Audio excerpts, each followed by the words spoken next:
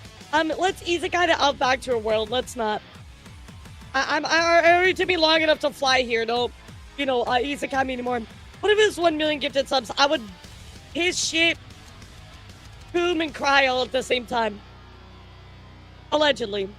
Is it with the Mojo situation got worse? It is. Yeah, I got worse. Okay, so Watch Mojo, actually, it's TLDR. Watch Mojo, they ended up, crashing out on a YouTuber. I mean, this person was how Watch Mojo, declined over time. And Watch Mojo basically crashed out on them. They're like, oh, yeah, but we're, the standard for this stuff. And we employed, all of these employees, and we're amazing. And basically just blowing smoke up their own asses. But that was kind of where we left off, but apparently got worse. If there's one chatter from kids who stream and donated 666 and 420 subs on a Tuesday. I love that, Luminous. That's crazy. I'm still reeling from the fact when Wapper gifted 2,000 subs. I'm like, bro, are you actually serious? So this me has been an uptick of VTuber crash out lately. I'll be honest, weirdly enough, and I don't say this in a way to curse anything, chat, but it's kind of been quiet in the world of VTubing. I'm knocking on wood. I'm pouring salt, throwing it over my shoulder. Yeah, Wapper, I'm talking about you, bro. Yeah, it's been very, very quiet, so I'm okay with that. If something happens, it's not my fault. Just know that, chat. It is not my fault if something happens, all right? I learned that Berkeley is pushing AI music on students. Wait, what the fuck? Wait, you have to learn music. Wait, how would you be able to create AI music if you don't know how to create music? Isn't it the point of going to a college like Berkeley? What? That's so stupid. I don't think gonna switch to is costing 106 to pre-order. Are you talking about? Wait, are you talking about the Tarnished edition? That can't be right. Another 1K Google, I'm sure, a 1K Google Doc, it would absolutely fry me. This and all the VTubers outlaws in the place are coming for them. I mean, I'll be honest, I think I'm just gonna cover what I got, but there's not any major stories going on. Yo, what's up? How's it going, cutie? Hey, yo, gamers, what's up? I saw one of your TikToks the other day. Actually, it popped up on my feed. I think it was top sorceries, and I was like, how about you money? It's gonna be Night Comet for fucking Elden Ring, and sure enough, every time, Night Comet reigns supreme, best sorcery for Elden Ring, baby.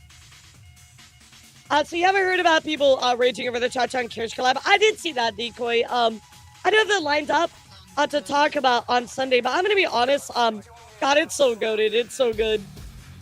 Oh my god, I need to show you my SpongeBob build that I did. Where I only used bubble sorceries. It was god awful, by the way. Yeah, never use the bubble sorceries. I don't know if you tried them out. Probably have. They're absolutely fucking garbage. They're so bad. Yeah, the no input reading is what makes that comment so good. But I'm very excited to dive into a little bit more of Tarnished Edition stuff. I saw the two classes. One is it's a stance class, kind of based off Rolana's cameo, I'm sure you know the talisman where you get extra damage off stance damage. That one looked pretty cool. And then we have a really heavy night guy. They're not the greatest, but they have their niche. But I don't know what niche it is. The only niche I know of is it belongs in the bottom of the fucking barrel. Thank you for the hype train, y'all. I appreciate you so much. Thank you. That talisman has always been useful, Walk. No, that talisman is actually really good. It's just I never really use a lot of builds like that, so I never get to take advantage. But no, that talisman has always been pretty useful. Yeah, going back to the Cha-Cha thing, we'll talk about that on Sunday. Here's the thing, right? I'll give you two things, really, really quickly. So number one, I know we talk a lot about following someone as an equal endorsement. I will also say that collabing with somebody doesn't always necessarily mean you endorse every single entire thing that they do. Yes, I know you're collabing with them, so you are. It's a little bit more, right? There's a little bit more of a level of trust and things like that. And I do get some of the criticism behind it. I can't say I agree with all of it, of course. But you can definitely, like Dan said, right? You can disagree and still be friends or collab with somebody. I mean, I've collabed with people, I disagree with some stuff that they've said. So, I don't know. I think it's more nuanced than people want to make it out to be. Right, yeah, and Cha-Cha is free to collab with whoever she wants, so... right, exactly. And if you don't like Kirsch for certain stuff, that's fine, right? I feel like going after Cha-Cha over that, though, is kind of ridiculous, right? Like, you can still collab with somebody and ultimately disagree with stuff that they do. Now, people are gonna have the moral argument about it, right? Well, Kirsch said this, Kirsch said that. Well, I'm gonna be honest, guys. At this point, I feel like you can't always attribute somebody collabing to them agreeing with everything. And that's it. I think that's all I have to say about it. Because although I don't agree with Kirsch, but Cha-Cha has something for the collab with whoever she wants, they're gonna police who they want to be friends with. It's just not my place. Exactly. Like, you can't police somebody else's friends, right? It's her choice. That's it. I know some people are gonna be like, oh, but you collab with her, so you're a horrible person. Like, I've had people say this actually in some of my Twitter comments. They're like, oh, well, you collab with XYZ, so you're a horrible person. And I'm like, what? Like, dude, number one, people that collab with each other don't know everything about each other, right? So, for instance, like, I kind of doubt Cha-Cha knows every single statement ever made by Kirsch ever. And why would she, right? That's not her job. You know what I mean? So, I do get kind of where you're coming from, because it's kind of like, well, you don't like Kirsch, or you disagree with her. Okay, well, you're welcome to pick that up with her, right? But, like, as far as it goes with, like, who's Cha-Cha's collabing with, I think it's a bit ridiculous in my eyes. Oh, you collab with her, you're a horrible person. Exactly! How dare I? Problem is the people who collab, friend, please. People who can get along with people they don't 100% agree with, right? Kirsch said she's holding off on collabs. Right, yeah, and, like, I can understand that, Dan. I will say this, so, like, just a little bit of insight before we hop into news here in a second. When I reach out to collab people, especially for covering news or stuff like that, you know, always make sure that they're comfortable with that, right? I know there's certain people that don't want to collab with, like, news tubers or people that cover drama, and it's fine, right? That's totally okay. Everybody has different prerogatives, different, boundaries, etc., right? So, I think it's just more about, like, if you see collab that you're like, well, you may not really like that or whatever, like, understand that whoever's collabing in that group, they may not exactly agree with everybody's stance on every single thing, right? It's a lot more nuanced. So, like, I feel like in a lot of ways, sometimes when we discuss issues, a lot of people are very against, like, a nuanced take, because nuanced takes, surprise chat, are actually a good thing. Nuanced takes are good. We like nuance. But I feel like when people try to put it in a basket or be like, oh, it's this way or oh, it's that way, right? I think that it's okay to be like, hey, so in this issue, I agree, and in this issue, I disagree, right? It's okay to have that. We need more of that, because we have instances like, let's take the Miyazu stuff, for example, right? That's just the one off the top of the head, right? Where it's kind of like, well, people are like, it's either one thing or the other, right? They're like, oh, well, you have to fall into this, or you have to fall into that. And it's like, well, you know, nuance, right? You could argue you might agree with this, but you might disagree with that. And that's okay, right? That it's okay to have that kind of conversation. But I feel like when you're very, like, one-sided about it, and you're like, oh, like, it's only just this, right? Like, only Sega Binthany, and that's it. It's like, well, nuance-wise, you might say, for instance, like, well, you might disagree with what Sega did, but you should also look at it and be like, well, this violates their TOS, right? So you might disagree with their decision, but you can understand why they took it, right? I mean, that's not the category I fall into, but this is like an example, right? Yeah, like Fillion collabs with whoever. She didn't give a fuck. And yes, I might get her, you know, a little bit of blowback, right? But at the same time, she is welcome to collab with whoever she wants. So overreacting and assuming is a bad. Oh my God, imagine! But this is what happens all the time. It's very disappointing, right? It's very disappointing. And we need to champion having nuanced takes, looking at stuff, and of course, diving into it and making an educated decision instead of just being like, well, it's only this thing and that's it. So they also said their acceptance is automated, or certain things that the review applicants, which is a weird way to do it. Yeah, I mean, it might be just because they hit the minimum. It kind of pushes it through, pushes out an email, or it probably should not push out an email, but regardless, that's just like one instance that kind of came to my mind. Obviously, y'all know how I feel about it, but That's neither here nor there. Anyway, chat, let's get into a little bit of news because I have a lot that I want to talk about today. Quite a lot to dive into. We're going to start with gaming news, by the way.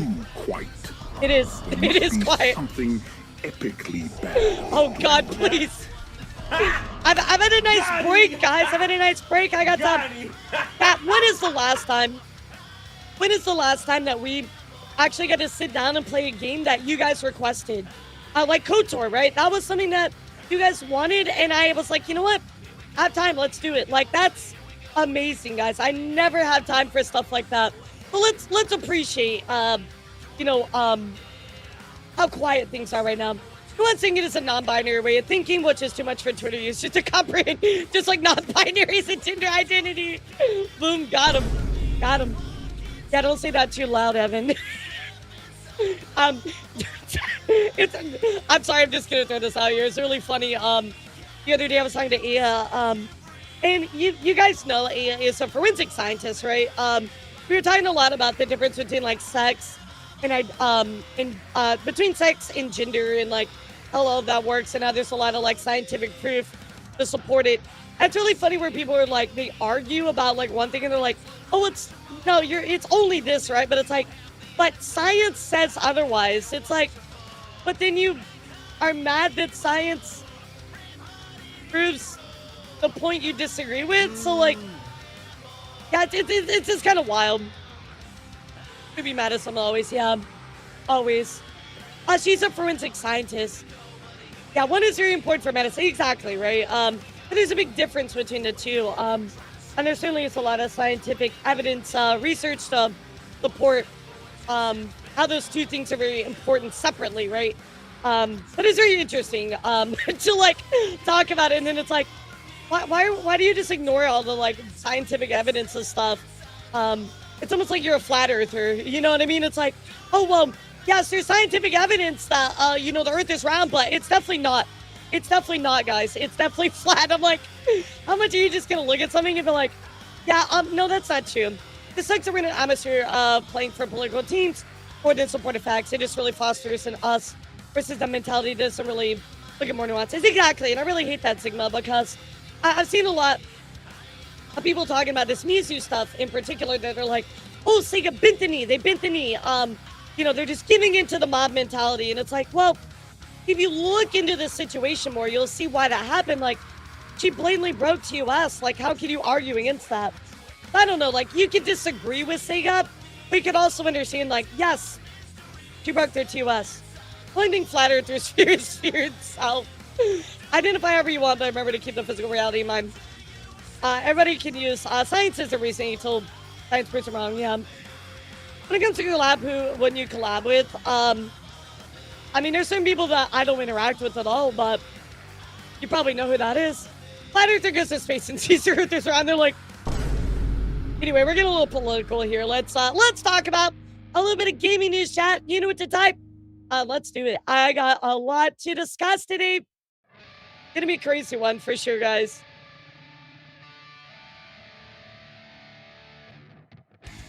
Yeah, exactly, Dan. Most people do, and that's okay, right? Like, I think it's just more about like education, but it's also kind of like, I feel like people are we live in a part of society now where people are very stubborn to change their mind or to look at new facts and understand that their prior opinion could be wrong, right?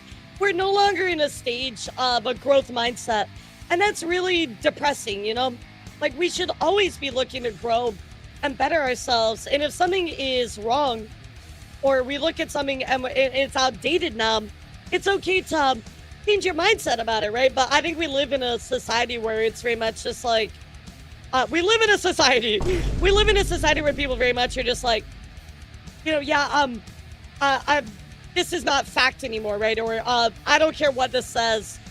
These are my beliefs, right? And it's like, well, things change over time. Science changes over time. Politics change over time. So if you're not constantly changing your mindset, how are you growing as a person? Also, drink your milk. Why should I? I hate it. You're going to be small and stunted forever if you keep using that stupid excuse!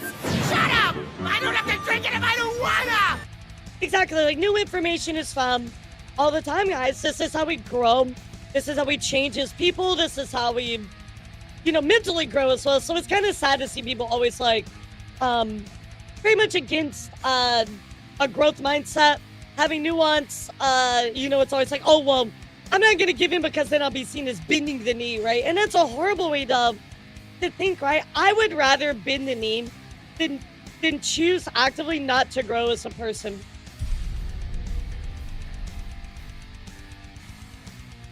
Just because you don't agree with somebody else's take on controversy, you can still collab with them, socialize, etc. Right, exactly. Some people would think instead of just presenting them with an issue, teaching about it. Right, and that's why I like to talk about stuff with you guys, right? This has always been a huge part of my content because I love having a discussion with all of you. And we all grow. I grow, you grow. We all grow as people, right? We learn something new every single time that we go through these types of issues. And I think it's important for all of us to learn, right? If I've changed my mind on lots of things over time, right? And that's only because I have a discussion, right? Admission of wrongdoing and learning is seen as a sign of weakness. Yep. Absolutely is. And that's depressing. That's so depressing. And I see it so often from people,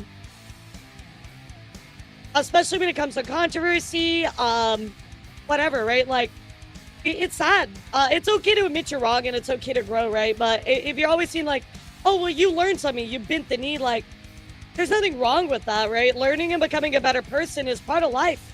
And if you're not actively doing that, that sucks. What kind of person are you, right? Like, if you constantly sit there and believe in something that has scientific proof, scientific proof or socio proof or whatever, and people just don't want to listen to it, like, imagine your life, right? Because take this for example, very I know we're getting very philosophical here, but just take this as an example, chat. Imagine that you were in a stage of your life, right? This is the stage one of your life, right? And stage one of your life, we'll just consider it as your internet life. This is your internet life right here, chat. I-in for internet. This is your internet life, and this is me as a VTuber, right? And let's say that my internet life is a decade, right? That's 10 years. I'm around for 10 years as a VTuber, right, chat? But when I get to stage 2 of my life, which is, I'm 25, right? I've been VTubing for almost 5 years now. So let's say that I stop VTubing at 35, right? Let's just, for instance, I'm 35 years old, right? And I stop VTubing and I start here. I have so much more of my life left to go, right? 60 whatever plus years, right, of my life. You have 60 plus years. What are you doing with this time to improve yourself as a person? Content creation is not forever, guys. It's not forever. And if you are constantly acting this way, right? Like you're very much like, oh, well, righteous indignation, being stubborn, not allowing a growth mindset, right? And you're just being, oh, I believe in this one thing, I've never been the knee, right? When you become stage 2 of your life, what have you learned as a person? What have you become, right? You are going to sit there and believe and practice these same things that you've always practiced as a content creator, and that's not going to help you in your actual life. So why not actually, as a content creator, instead of trying to double down on stuff that is provenly wrong, or you get new information about, or have an opportunity to grow and learn, why are you going to sit there and scream, oh, well, I'm not going to bend the knee, or oh, I'm not going to learn, or oh, I'm not going to change? You have so much of your life to grow and to expand your horizons on stuff, right? And if people disagree with you, those are the people you need to listen to the most. If somebody says, I disagree with your opinion, right? You got to listen to that more than everybody that agrees with you. So, when I approach my news very differently, because I like to look at people that disagree with me, right? People that say, oh, Elara's wrong, right? Why are they saying that, right? Why are they saying I'm wrong? What a part about my arguments are they pointing out? And I'll give you a little bit of a hint here, guys. When it comes to my arguments and I talk about stuff, 99% of people don't actually argue with me. They just come up with some other BS that they don't like and then divert the conversation. But the 1% of people that do actually have an argument, I'm very open-minded about it. I listen to it, etc., right? But if you're constantly deflecting to a different argument, if you're constantly arguing in bad faith, right, which we see a ton on Twitter, yeah, you know, who are you as a person, right? Where is your intelligence? Where's your emotional intelligence? Where's your empathy? Where's your kindness? Where's your where is it in using your voice as a human being to positively influence not only your life but other people's life? You know what I mean? Like, if you're constantly sitting on Twitter in doom scrolling and finding reasons to pro clutch at other people, how are you growing as a person? Spoiler, you're not. Good result of thousands of years in evolutionary and societal growth. Fucking act like it. Yeah, exactly. Crazy. But I think about this stuff very often. Growth mindset has always been very important to me. And I'll be honest, I think that, why do we have this picture here? But by the way, can we talk about this, guys? They have a King Mickey meet and greet at Disneyland. This isn't fair. This isn't fair, dude. I want to go see this. But I learned this growth mindset a lot from Disney because, yes, yeah, Disney kind of sucks now, but when I was working at Disney, it was very much like very positive, very growth mindset, learning, constantly bettering yourself as a person, right? And under the content creator sphere, if you're not choosing to better yourself as a content creator, what are you doing? You know what? Like, what are you doing with your life? Because again, content creation is not everything. Sure, you can double down, be a complete asshole all the time. You can, I hate this word, but you can grift. You can pretend that, you're always right about this, and nobody can tell you that you're wrong. But once you get done with that, right, and nothing is left, you strip yourself of being a content creator, and it's just you as a human being that's left, right? I mean, yes, you as a human, you're a content creator, but, once your content creation is gone and you're only left with you as a human and your human values, how did you grow? What did you learn? And sadly, Chad, I think a lot of people, they don't. They don't, and it's really fucking depressing. You spend your time as a creator or somebody on the internet as a person just being hateful towards people, and that's not a way I think that you should live. Yo, what's up, fam? We're getting real fucking deep today this morning, so also, I'm sorry I broke the Titan wall. My bad, guys. My bad. Anyway, let's get into some news. I'm sorry. I didn't mean to get so philosophical, but I think about this stuff all the time. I'm like, this is my life. I want to, leave a good mark. I want to listen to people that I disagree with. I want to have a conversation, and I want to do it, all in good faith, I've had a lot of discussion with some of my friends about religion a lot recently because I'm trying to learn and be more empathetic to people that are, religiously against me, right? I'm trying to learn more about why they might feel that way, right? And it's not because I agree with them in any way, but it's more so I can learn and break down their arguments, right? So I've had a lot of religious talks with certain friends behind the scenes. So, and it's stuff that I might disagree with, right? But I want to know why I at my core disagree with it, right? Well, like, it's a good conversation. It's not bad conversations, right? And empathy and sympathy are very different, right? It's learning. I want to learn how other people think, right? Especially people that, say that I don't have a right to be who I am, right? Because I'm bisexual. People that, go after me for stuff like that, right? I want to learn why they feel that way, right? I venomously disagree, but it's easier for me to learn and better myself, So no, nobody's screaming at me. It's just learning. So, but anyway, let's get into it. I'm so sorry. We want to a tangent. Let's talk about some actual gaming news, which I know that's what you're here for. So, I'm bitextual, yes. First, I love pie. Elara breaks her ring doorbell, then her scale, her Then the booba fucking scale, wall. and now the Titan wall. You have something very LGBTQ funny to talk about today. We'll get into that. But anyway, chat, let's go look at some gaming news. And it looks like Nintendo and the Pokemon Company actually updated their Power lawsuit. So in this Power World lawsuit, guys, it looks like they're actually trying to maybe change some things around just because that lawsuit never worked out in their favor, right? So there's been a lot of development involving Nintendo and the Pokemon Company's lawsuit against Power World. But all of a sudden, the legal battle will only involve the current version of the game. I've been discovered the Nintendo Pokemon Company amended the scope of their claims. Originally, they were going after all versions of Power World. However, things have changed since. The case is now limited to older versions of the title before Pocket Pair made changes to eliminate patent exposure. So they're specifically targeting the demo, right? Team 3, which has been reporting on the legal battle, says cannot see any pathway to victory over any current or very recent Power World versions, nor Power World 1.0, which will launch soon for Nintendo. The outlet anticipates there is an injunction is unlikely, which is something that's originally been pursued. Making matters worse for Nintendo, if its case against Power World is successful, the company only stands to earn 5 million yen, or roughly $30,000. So there's really not there's not much in it for them at this point, right, chat? They're continuing to, try every possible thing at this point. There's not a lot of money in it. There's really not a lot of, legal, actual, substance to this at this point. But I thought I would update you. I found this interesting overall. In other news, going back to Nintendo actually getting sued, chat.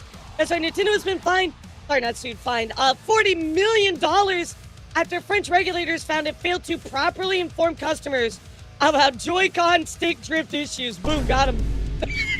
They really did try to, sweep this under the rug in, so many ways. They knew that they had the drift, right? Even, getting it repaired, it seemed, impossible. So, yeah, they got fined $40 million, guys. Yeah, that's why they're going after Power. They're trying to recoup a little bit. Absolutely insane, chat. Of course, also, to add to the insanity, Sega, unfortunately, has been called out for Gen AI. That is right, Sega releases AI-generated content. Disclosure for the new Crazy Taxi game. I'll let you, Lara, read this to you, but yeah, kind of unfortunate, guys. At Sega Corporation, we utilize generative AI as a support tool for developers, aiming to provide better content to our users and enable developers to focus more on creative tasks. We have used such generative AI support tools during development of Crazy Taxi World Tour. No AI was used in reference to the performers in the game. So I know we talked a lot about AI, right? And I know this is a nuanced topic. I really would like to know, specifically when they say AI support tools for developers, what is meant by that, right? For instance, if you have a picture, let's say you have a picture of something, whatever it is, right? Here's your picture of the Crazy Taxi, right? And let's say you want to turn it into a PNG, and you remove the background, right? Well, that's technically an AI support tool, right? So I guess I want to know what did he mean by that, right? Can you be a little bit more transparent about the tools that you're using? Because for something like that, I don't think any of us would have a problem, right? Moving the background to make it PNG, well, lots of people do that. I don't think anybody would have a problem with that, but what exactly do you mean by AI support tools for developers? Is it AI generated? What is it, right? So I guess for me, I just want to know the transparency behind it. What exactly do they mean? So I'm going to leave it right here, Chad. I don't really have much of a big opinion to share at the moment. I do think a lot of people said, this is what we're seeing in the PS2 version. AI whiners are pathetic now. Get used to it, especially in gaming. However, there's no other way to return to the 3 to 4 year dev cycles. Honestly, devs just shouldn't mention if you enjoy a game. Would you really change your tune if you found AI was involved? Which, again, for everybody, that's going to be different, right? Yeah, I mean, everybody has different takes on this. It's going to be something to watch Asia-based devs grapple with the fact that video is more acceptable in domestic markets. You're going to see massive backlash from Western markets. Yo, what's up, Benji? How are you? Hi, Benji. What's up, cutie? Hello. We're covering some non-VTuber news today. How are you? What's up? Are you excited for the Ocarina of Time remake? I know you're pumped.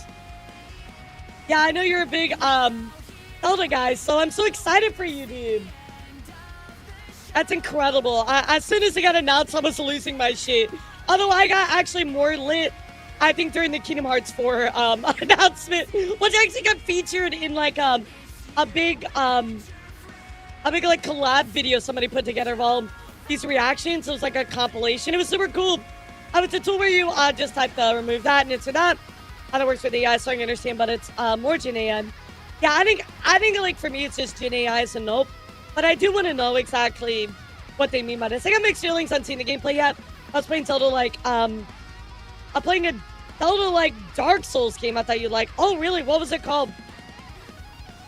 I'm 100% sure that AA games have more AI code than handwritten one, which like there are certain things that I think like it's okay to have tool assisted AI stuff.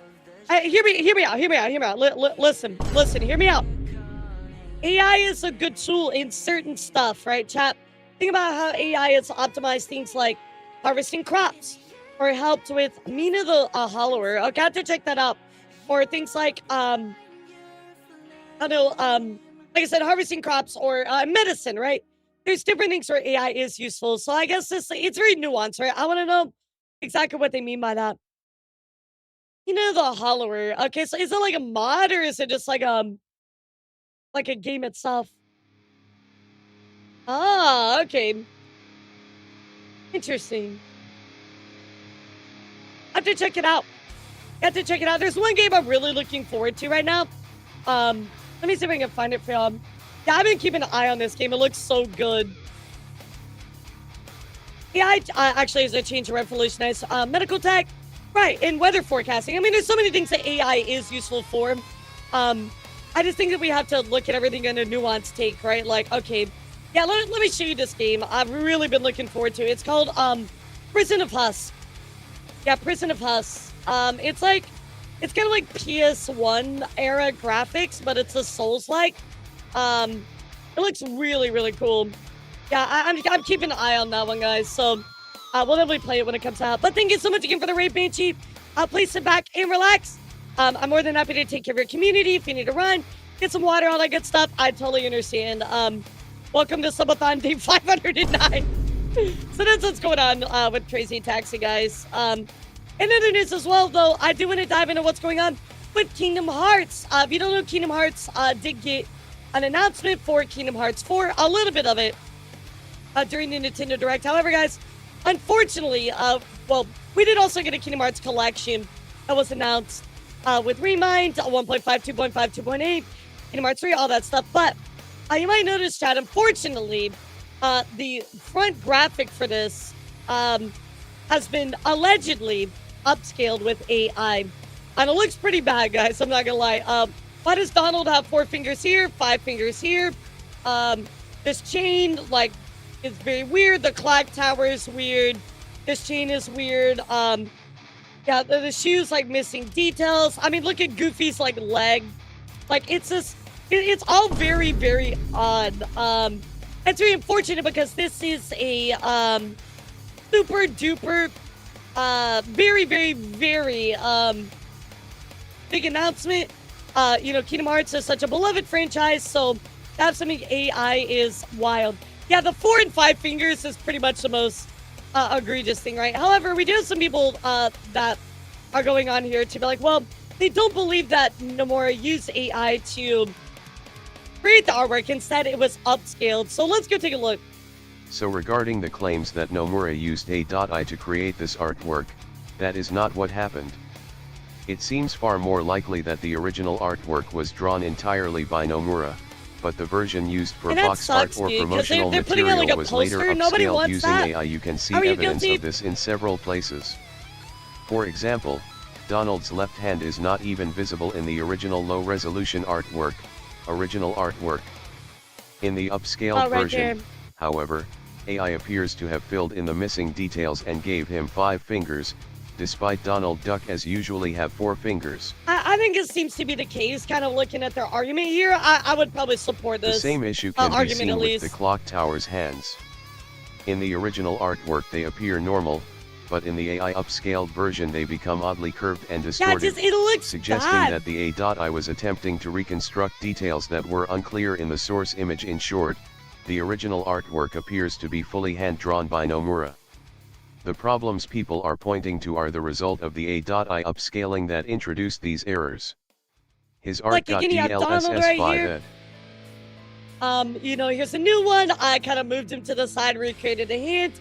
Here's original, like, you know, clock artwork, right? And then they tried to upscale it and it kind of fucked it up there. So I think it's more than likely the issue here. But very, very unfortunate for Kingdom Hearts as a whole, right?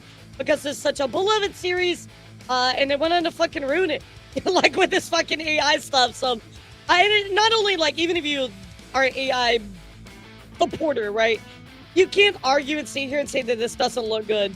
For instance, like why the fuck does he have more than 5 fingers on his hand? Like that's just egregiously just bad. Reminds me of the NTE drama. So many VTubers call it a game. What's the community response? So who cares? The game is fine. I take that. I can agree with. I mean, like Gabe. I think that there was more to that drama, but I think this is kind of different, right? Because this is not a placeholder. And the company did not say before, we do not use AI in this stuff, right? So this is kind of like, that's kind of an apples to orange comparison because this is very, very different, right? This is literally just, hey, so we put out this art piece and it's clearly got AI in it, right? I think they should just remake it, put it out as intended, because this is gonna be like a pre-order poster, which is ridiculous. I mean, this is factually just wrong, right? Yes, the game is good, but like, why the fuck does Donald have 4 and 5 fingers? Like that looks bad. You know what I mean? So I also forget to mention that Capcom is porting. Yes, I saw that too during the direct. So people are very upset at Kingdom Hearts right now, or at least what's going on with this. I don't think there's anybody that it's entirely come to answer for this yet, but what do you guys think of this? Do you think it's okay? Do you not care? Do you think it's really bad? Do you think that they need to adjust the poster? Well, what's your thoughts about it? I mean, this is going to be the cover on the game, guys, so it's kind of like, bruh.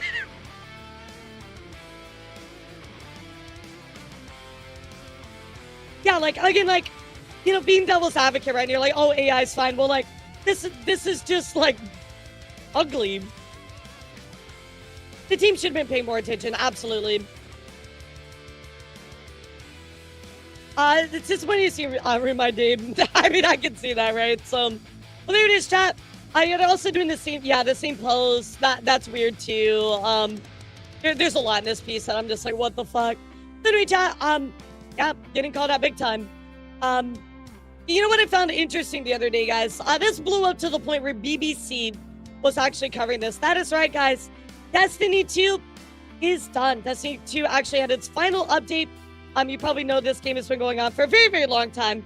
But BBC decided to cover this, talking about the closure of Destiny 2 with its final update. So let's take a look. I mean, this made national headlines. That's nuts. I've met my wife through this game. That's the thing that's most special to me about Destiny is the people that I've met along the way. It's a place that is about as valid for social interaction as just about anywhere else. May this time be a moment of reflection, remembering what came before, reassessing our present, and readying ourselves for the future.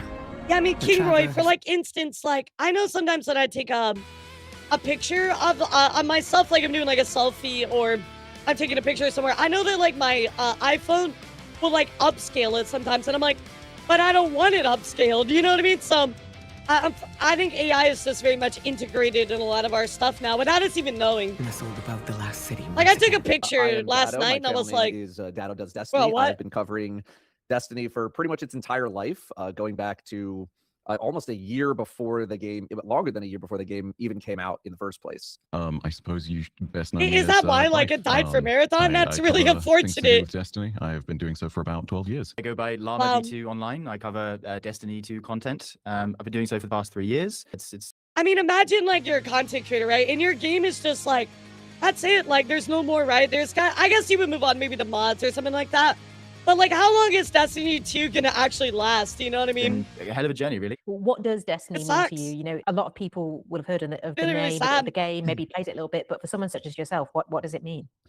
You know, Destiny really means pretty much everything to me. It's been my entire professional adult life. You know, I'm 3 years out of college. I've been doing this that entire time. All of the friends that I've met post college. I've met my wife through this game. Hi, Danielle. Dude, they are not gonna make Destiny literally 3, bro. it's The given me a copium life is that I real. never thought I would ever have. Dude, you're coping so hard, dude. It's quite literally all I've known for. It's Yeah, literally they're a third not of my making life. Destiny And, 3, so dude. I literally don't know. Which is kind of where I would crazy, be considering like if this you game would had think not with a game that's this successful, you would try and like do something with that, right? come along. Well, for a lot of people, it's just the sense of community that you get from the game, really, because there's so many, places in the game where you can get together with either 3 Yeah, or this even game 6 looks people at a time nuts. and, play an activity for an hour or something like that. And, if you That's do it for long cool. enough, you may end up finding a permanent group of friends who you take, beyond the game, outside of the game. It's actually what's happened with me. But so, yeah, that's the thing that's most special to me about Destiny is the people that I've met along the way and the places where I've been able to go as a result of it. So more than just a game. Yeah, you know it's crazy, Saber. I can't even make an argument about GTA in that list because we're getting GTA. Was for a very long Bloodborne time. remaster. Okay, hear me out. We do have a Bloodborne animated film. I think we'll get a remaster around them. To the point where it's not really a game That's anymore, my and guess. It's what you might call a third place or a third space. Essentially, that's like saying it's like going down to the pub. I Relationships. mean, literally form within making a Destiny, Bloodborne and remake those is can be just anything from printing meaningful free money, and they friendships all the way refuse to do it. Actual Like, full-on print the free money, relationships, like bro. how I met my wife. So it's just an interesting thing because yeah, it is a video game, but it's also a space within which people can meet. It's a place that is about as valid for social interaction as just about anywhere else. In which case, talk me Yeah, through your Dustbloods emotions is then kind of, when this news Bloodborne of the 2. final update came out. I thought I was kind of ready because over the past few months, things were slow. Kind of wild to set us and, with a fun you update. kinda had Destiny this, 2 is the best it's been for a long time. irking Yeah, feeling I that, heard like, the maybe they might shut it updates down, were like, I'll be ready. Like, it beautiful, makes like sense absolutely if they amazing. did because things are not great right now. And none of that actually prepares you for the real news actually staring you in the face. So it was a very emotional day for sure for me and obviously many others. Just being like, oh, they actually are stopping development. That's crazy. But there was also, at least for me, a little bit of relief in just knowing what the path forward is, even if it is the path. There is no more path. This is.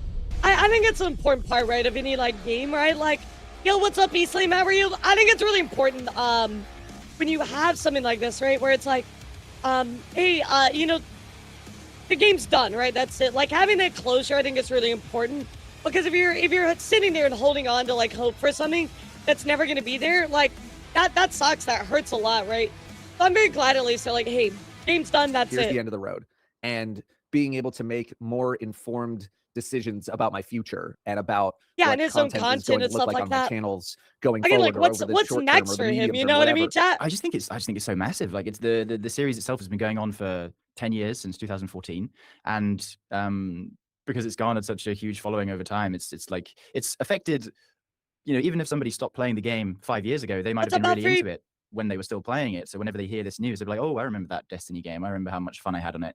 And they're probably just, equally as upset that it shut down, even for people that haven't played in such a long time. Because I really do think it is massive. I can't pull any statistics or anything, but I think just definitely one of the biggest games of the past 10 years. And, now that it's shutting down. So for me personally, it was a little bit devastating because I'm sure you could look at I clarify myself the and Steam like playership. I classify myself I rather as probably one kind of of see the that. believers in the IP. I genuinely do think that it's a fantastic world and that it's a place worthy of existing for the sake of being a place where people can belong.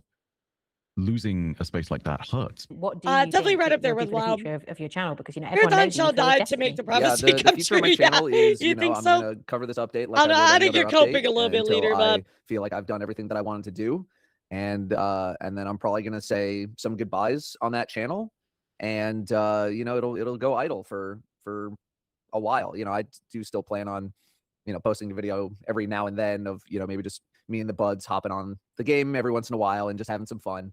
But I've started up a couple of other projects. at least like the that servers I've are been open, right, working on for chat? the past few months. Like at least you if can not actually go multiple like years, play for it a different little channel. bit. And so a lot of my attention is Yeah, because gonna that go would there. I'm actually not leaving suck a lot content more creation if at the all. I'm still if gonna the be game around, was just like, but nope, it's done. kind of just want to leave that channel as it is, as an archive where people can still go back and watch some videos that are going to be relevant now for forever, as opposed to it being only relevant for 3 months and then that thing's not in the game anymore.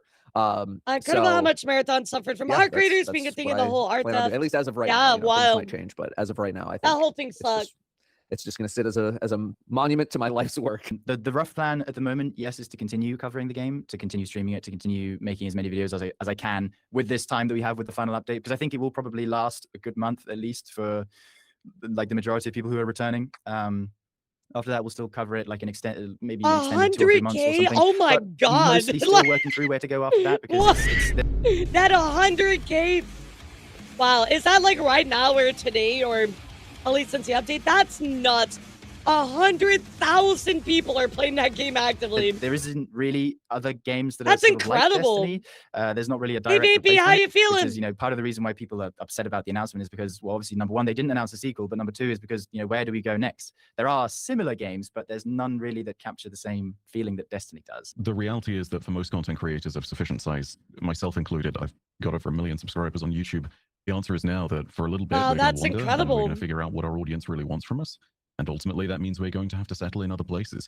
Yeah. I know that it's going to be tough, but there are lots of properties I good, can cover. There are good. lots of IPs.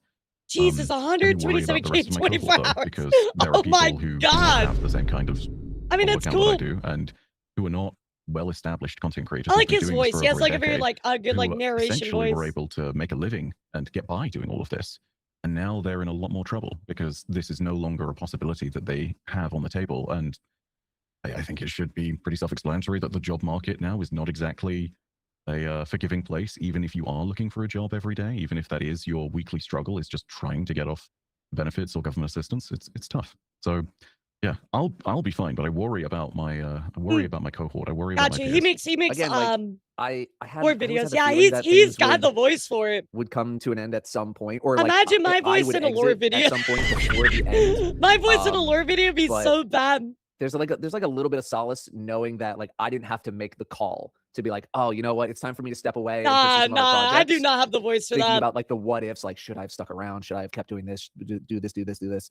Now that the decision's kind of made for me, it's like there's not much else I could have done. You know, I think it feels better that way, right? When the decision is kind of made for you, I don't know. It feels better to me. I'll be honest, but I'm wishing all these creators the best. I'm really sad to see this game go. Not because I played it, but to see how much care and love a lot of people had for it. And now it's done. It's done, guys. So wishing all the players the best. At least you can still enjoy the game. That is a good thing. Bungie leadership fucked the game so hard by pushing objectively bad decisions while pushing back the things that devs actually wanted to put in, and instead of fixing it, the leadership simply decided to move on to a new IP, which sucks. That super sucks. So taking a really fantastic game and just throwing it to the side. I'm really, really hoping that we do see Destiny 3. I doubt it, but you know, we can cope, right? Yeah, how you doing? Yo, what's up, Lunatic? How are you? In other news, guys, I do want to talk about this very interesting thing recently that happened with the newest Halo game. So this is Halo Campaign Evolved. It's actually another remake of the Halo first game, right? It's available July 28th. Xbox Series, Xbox on PC, Xbox Cloud, Steam, and PS5. We're going to be playing this, by the way. I am so excited for this, as long as I can run it. But very cool, right? We love to see this. Well, as you guys might notice, here is the new cover of the game. So we got, the Halo ring. We got one of the little spire things from the Halo level. We also have, the skyline with like birds, and we have this big circle of this purple lighting here, right? Now, I see this, right? And I'm like, okay, well, to me, this is kind of like, some a choice for the artist, right? Very like, purple cloud, purple orange clouds. You're in a space type setting, so kind of gives a little bit of like, galaxy kind of vibe to it. Very understandable. Now, before we continue, do you think that this looks bad? Do you think that this cover looks bad, chat? Yes or no? The gas giant is canon for Halo. Yeah, okay, so the gas giant, right? Looks cool. Let me guess it. Yeah, I know. I think it looks fine. I think it's looks wonderful. I think it's very pretty. Now I'm gonna ask you a different question, chat, and this is gonna kind of hint at the direction we're going. Do you think that this particular picture is trying to push any type of agenda on you by introducing purple lighting into the picture. Is this pushing an agenda, chat?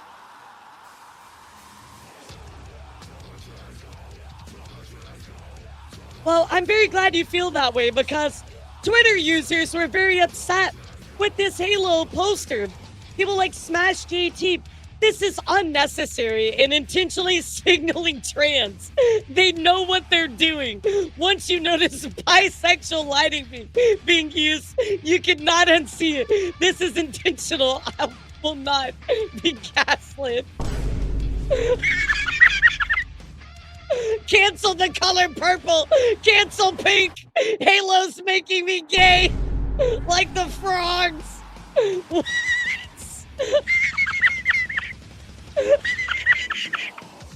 Oh my god, dude. This was killing me. The Covenant made me bisexual. Yeah, somebody said that's a giant in the skybox. But like, I don't remember that part in particular, but like, oh my god, this is so funny. I read this, I'm like, what? Like, what do you mean, dude? Yeah, just remove purple from everything. Of course, chat, we have people stepping in to talk about this. I mean, absolutely ridiculous take, right? The Ackman says, I've been a Halo fan for 24 years. And this is by far the single dumbest opinion that has ever been expressed about the Halo franchise in the history of the internet. You know what's bad? That's probably not, but if I shot myself in the head with a needler, I still wouldn't have lost as many brain cells as I did reading this. Oh my god. Purple, pink, you know, whatever this color is technically. So guys, this caused a viral chain reaction where people decided to make the funniest memes about this whole fucking thing where this guy said this. This literally caused an avalanche of people being like, I really had no idea. I thought the Covenant was glassing planets. But it turns out they were turning everybody bisexual.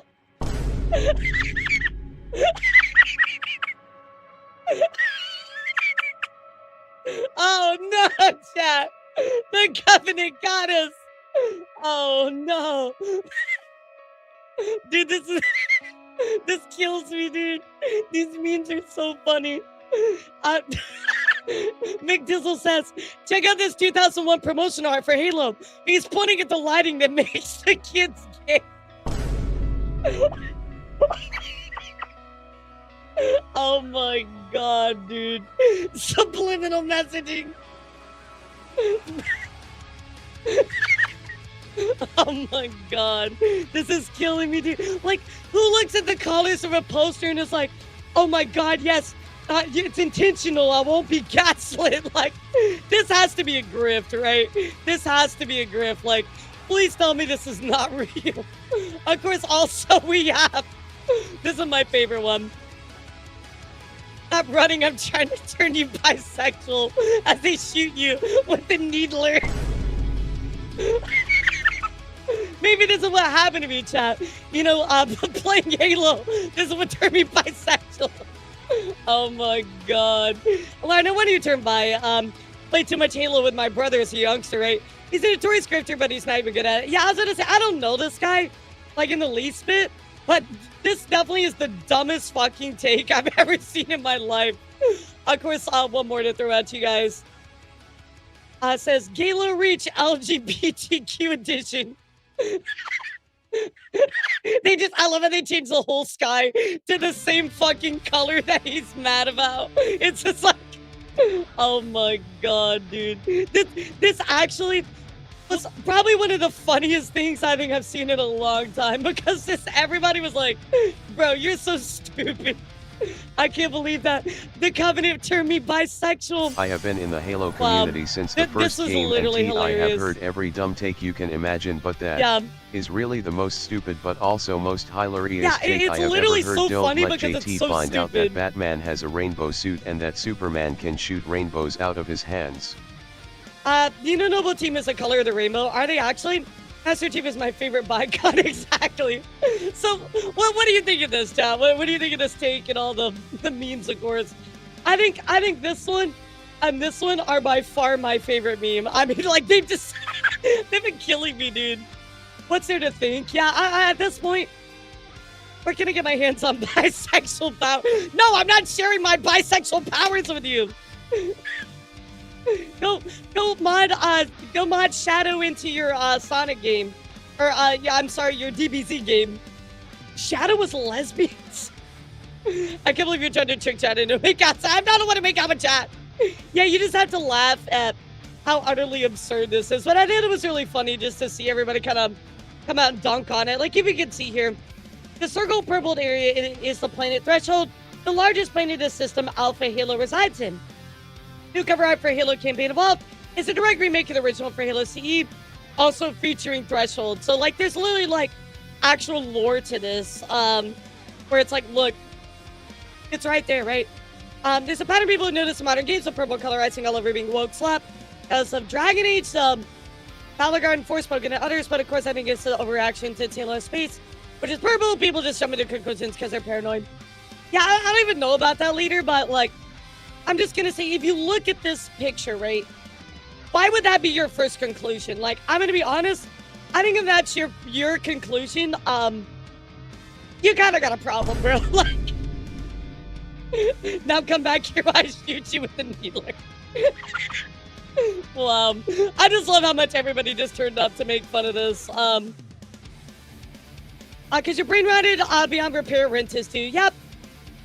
Bro thinks the sunset will turn him gay. Yeah, like actually. Like, oh my god, don't look at the sky. Holy shit.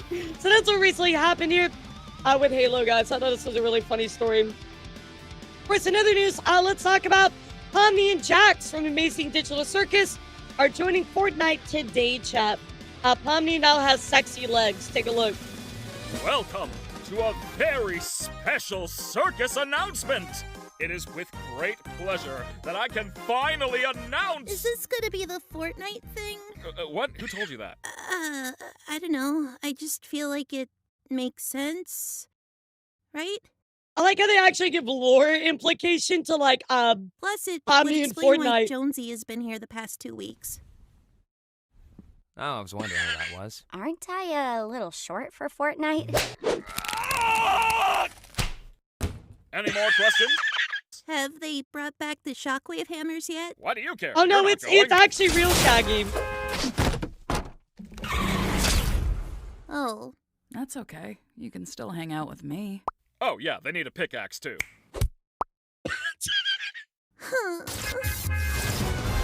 Yeah, no, they're actually in the game. And Pomni's like tall. He's like, bro, she's got the legs now. What the fuck is that?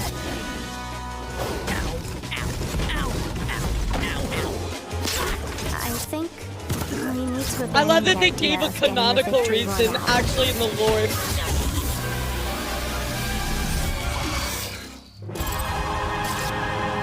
This is so funny. So yes, chat, this releases today. I don't know what time. It might already be out. But nonetheless, very, very cool update. Ragatha, I thought Ragatha died.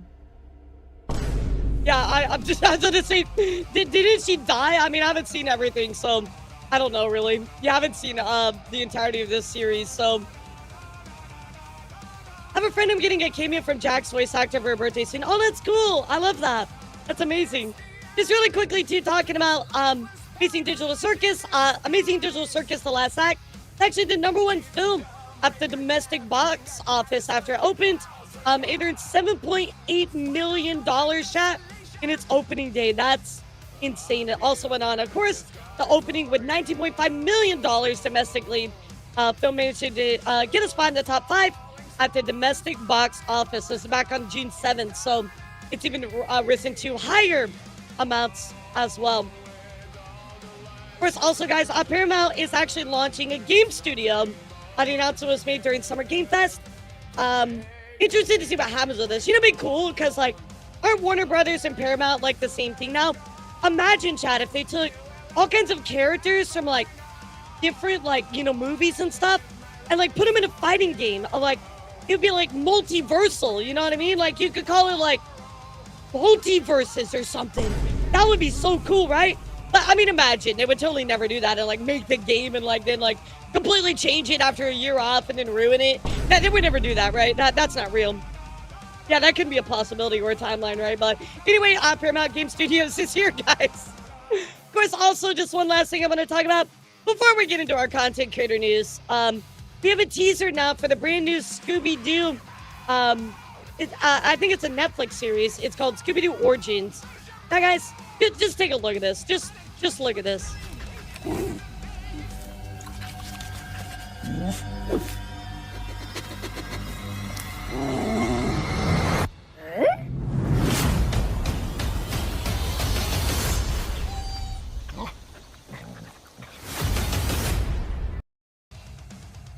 Why the fuck does Scooby-Doo look that way? That's not Scooby-Doo! As cute as he is, that's not even the right dog, is it? That doesn't even look like Scooby-Doo. What are you talking about? What?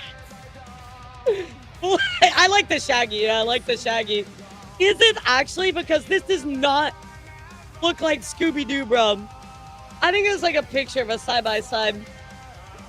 I mean, like, I know he's gonna grow up, but I don't know, dude. That's not my Scooby-Doo. I'm just saying, dude. Like, that is not my Scooby-Doo. Actually, I saw a YouTube short to explain why Scooby-Doo looks the way it is for the show. I mean, I know it's like an Origins type thing, but yeah, I mean, I get it, right? Like, he's a baby. I understand. I don't know, chat. I don't know about this. I know it's a Doberman, but without their ears cut off. Also, cropped ears on the Scooby. Right. I don't know, guys. How do y'all feel about this? What's your thoughts? I think the puppy is cute as fuck. I'm just like, that doesn't look like Scooby-Doo to me. Yeah, of course. I mean, that definitely makes sense, right, Kura? And trust me, I understand it's like a puppy dog. This is an adult. I get that. I'll keep an open mind. Oh, no, we already had a pup named Scooby-Doo, so I'm good. Cute puppy, but it's in the same breed. That's what I thought, too. I don't even know. We'll see. I mean, I guess I'll try to be open-minded about it, but I don't know, Chad. I don't know. I saw it. I'm like, people telling me that it is the same breed, and that people saying it's not. I'm about to look into that a little bit more then. The stance and paws are, yeah, the stance and paws are good. Yeah, they got that. I don't know, like, why did we even need this? You know, like, how many more fucking Scooby-Doo, like, things do we need? Yeah, like, I feel like, as much as I like the real puppy, I feel like CGI would have actually, like, low-key looked better. I don't know, guys. I'm not about it. That is a Doberman puppy. He just, chocolate without cropped ears, right? Where's his spots? I guess that's supposed to be a spot right there. I guess I'll try to keep open mind about it. I don't know, guys. This does not look like my Scooby-Doo. In other news, guys, let's go take a look here.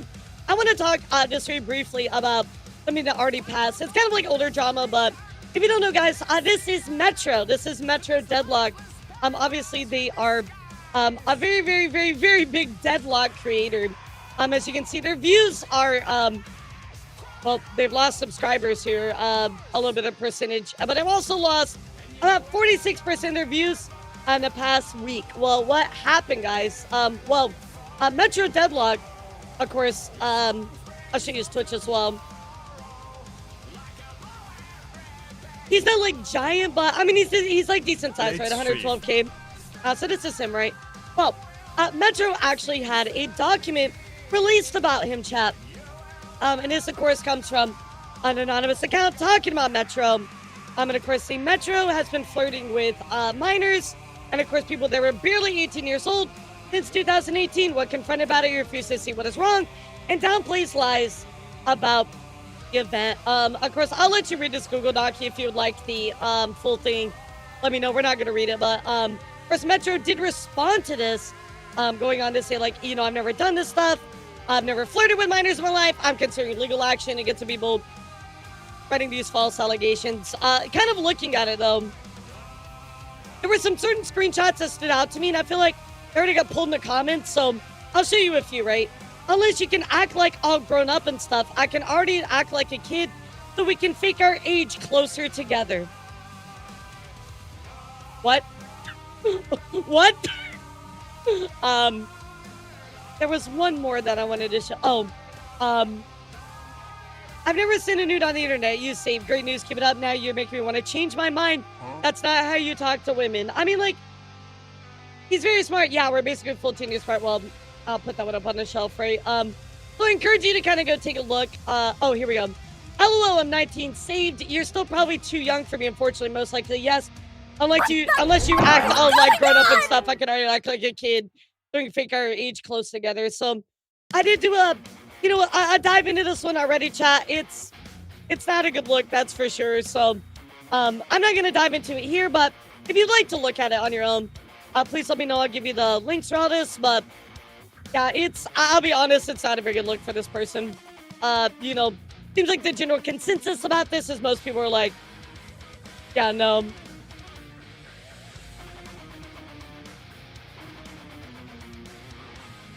You can definitely see that represented right there. Yeah, very odd behavior all around. In other news, guys, I do want to talk about what's going on with Watch Mojo, and we're gonna go check in here with Charlie. Charlie's been covering this like intensely, and it's honestly been fucking wild. But if you don't know this, I'll re-explain it to you. Watch Mojo kind of crashed out on this particular group of creators who made a video talking about the downfall of Watch Mojo. It kind of crashed out on them in the comments, and everybody's been keeping an eye on Watch Mojo. Well, it got worse, guys. So anyway, let's take a look.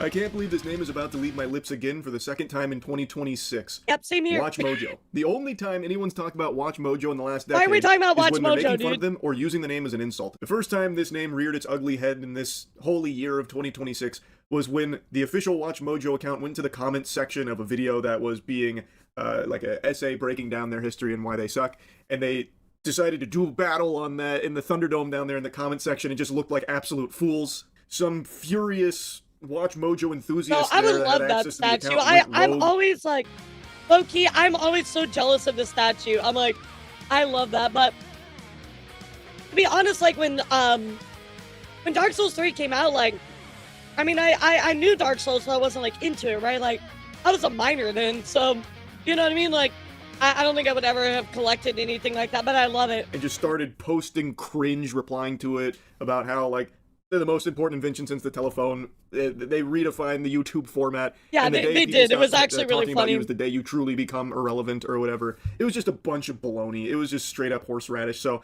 I was, of course, shooting they were spitballs just at them as blowing well smoke because it up was their so own asses embarrassing like to it even was read. crazy. And now I'm talking about them again because they just made a deplorable video, a legitimately awful video about the top 10 YouTubers who made videos when they knew they were dying to monetize off of the tragedies.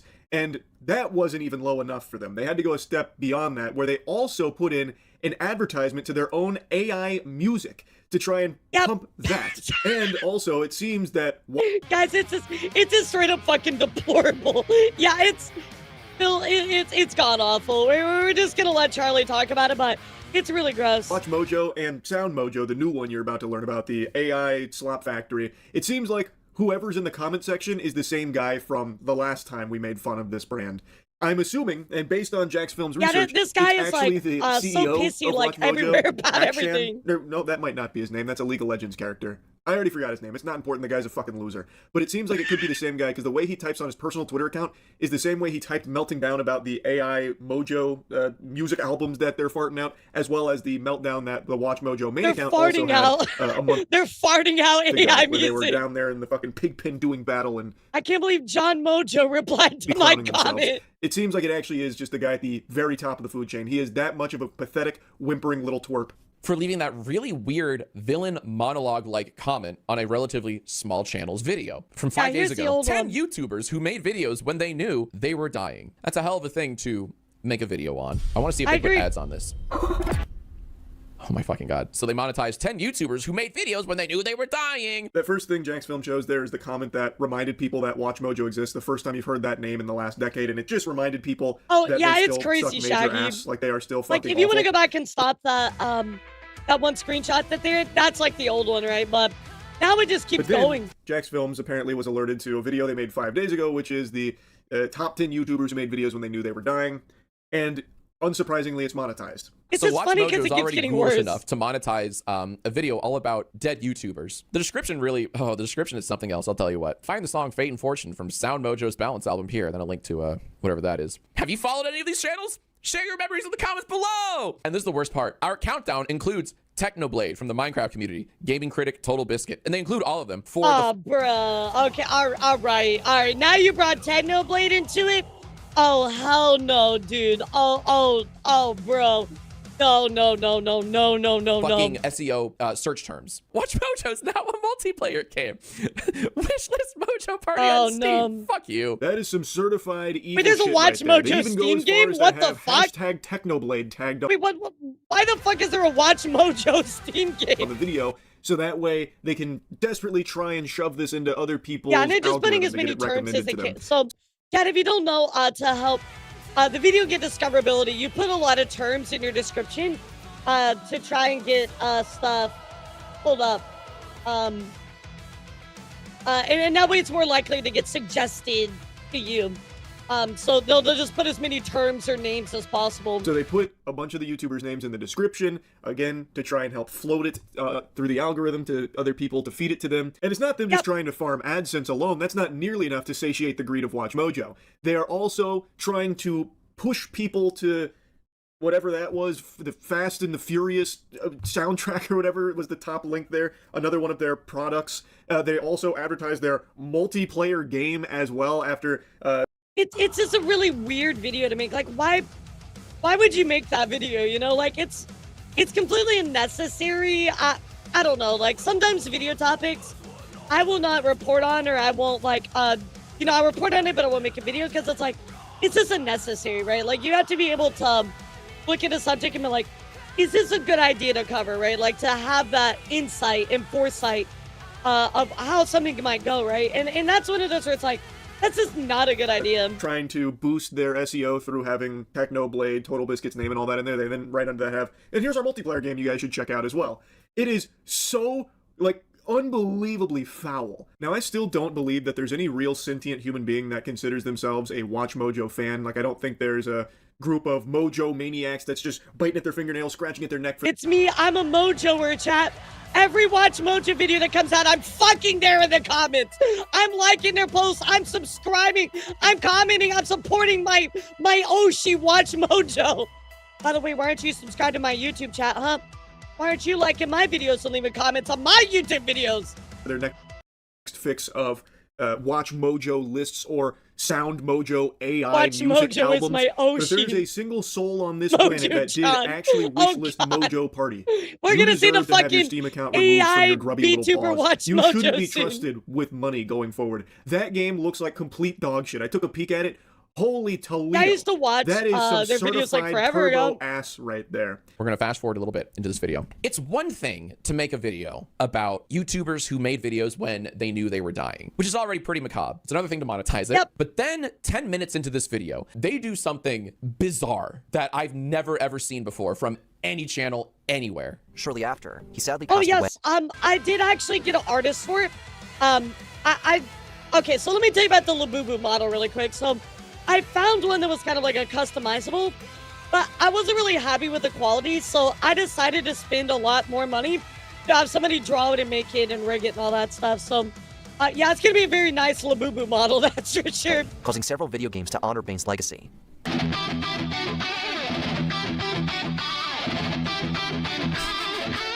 Before we continue, check out this single. That sounds like a fake Death Clock song. Oh my god, they the fucking AI artwork too? On Mojo's album Balance, classical music reimagined as rock, hard rock, and metal. Check Oh out the my full track and god. album below. Yeah. Oh my god, are you serious? It is AI. It's AI music and AI artwork. Go ahead and let that marinate for a minute. Let's sit here and stew for a sec. You shield your AI stuff in a video where there's a video talking about people dying. They went from talking about the tragic passing of a beloved YouTuber immediately into power chord. Through the fire and the flame starts hitting. Guys, You gotta get your hands on this Sound Mojo AI song. It's in the description right now. And it is AI, by the way. Yeah, I don't want to marinate in that. I don't ever want to see that again. But don't worry, it is irrefutably AI. It's not even trying to hide that. Well, it is a classic even song. Even if it wasn't AI, right. by the way, this is still absolutely terrible. So... Yeah, this isn't like funny ha AI song where it's like, you know, fucking Plankton and SpongeBob fighting. Like, what the fuck is this, dude? Technoblade. And they told me that, Don't you put that evil on me, Ricky Bro, Bobby! what the fuck? Don't you put that on like, us! yeah, come buy this fucking AI music. No. Oh, by the way, Technoblade died. Like, what the fuck? That's so fucked up. That's so fucked up. The reason. That's correct. Yes. In between documenting the deaths of Total Biscuit and Technoblade, WatchMojo has the gall to shoehorn a plug for their AI music channel. You did not hallucinate that. All of that is real. I can't imagine anyone on that the is WatchMojo in such horrible fucking taste. I'm saying that, but I think it's literally just their owner. I don't know if there's a human being left there. I think he's replaced everyone with AI. But I just can't even imagine what goes through someone's noodle to think that this is somehow a good advertisement. Like, in the middle of talking about the passing of these YouTubers, you then plug your AI music. Again, even if it wasn't AI, it wouldn't change anything if you're just like plugging your, music of playing Smoke on the Water or whatever and delivering the tabs yeah, exactly. For it But like, through I did a Sound Mojo. cover. It's still like imagine, Chad. Imagine having the ability to create music, right? Even if you have no musical talent, right? Imagine having the ability to learn and go and create music. And instead you go, oh, well, I'm a talentless hack. Let me make some AI music. Like, bruh. Get out there and learn how to play an instrument, bro. Like, better yourself. Why does everybody want to take the fucking easy way out of stuff? a crazy way of trying to financially capitalize off these tragedies. Oh, yeah, your grandma died, huh? Rip grandma. Rip grandma. You can find this emote in the Fortnite store. I mean, he's right. He's right. Be like, oh, I'm so sorry. I'm so sorry to hear that your dog died. But have you heard of the latest isekai take on me? That's right, get hit by a truck and put into a different castle. That's right, elf isekai into a new world. And let's get back to the list. I mean, what the fuck? So if you go to the description of this video, there are credits, lyrics, concept, and direction. Like, oh yes, I can't believe they died. So anyway, their job a dance move, like, that's so fucked up.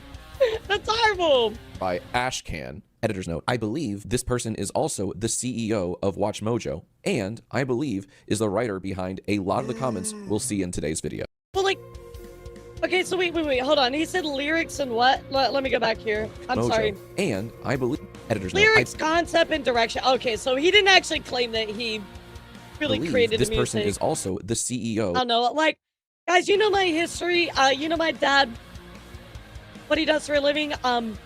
I think that AI music is just bottom of the barrel garbage, right? Music is supposed to be a representation of something that you feel very, strongly about. It's a beautiful thing, right? It's an expression of your soul. And how can you take something that's just AI just pumping out this garbage, right? Like, there's nothing in it. There's no creativity. There's no expression in it. It's just, of WatchMojo, and I believe is the writer behind a lot of the comments we'll see in today's video. So keep that in mind. Sound architecture and music orchestration by Joe Pacheco. Video created by Derek Allen. Hey, what do you notice about that? Did you see Singer anywhere? There's nothing that says anything about AI. Sound architecture, music orchestration. Bro, you mean AI made that? That makes me think a robot sang this, but the comments are really interesting. Incredible work, Ashcan. Wow. This guy's resume is nothing but home runs. He's got WatchMojo under his belt, and now Sound Mojo, where he's prompting some incredible boner jams like Fate and Fortune. Dude, this guy's like Mozart. Also, I guarantee he has himself a little AI girlfriend. He's got himself a fucking Discord AI kitten. He is so hooked on the drug, he has fully latched onto that nipple and cannot quit the bosom. So he is deluded himself into believing that's my favorite genre of music, chat. Boner jams.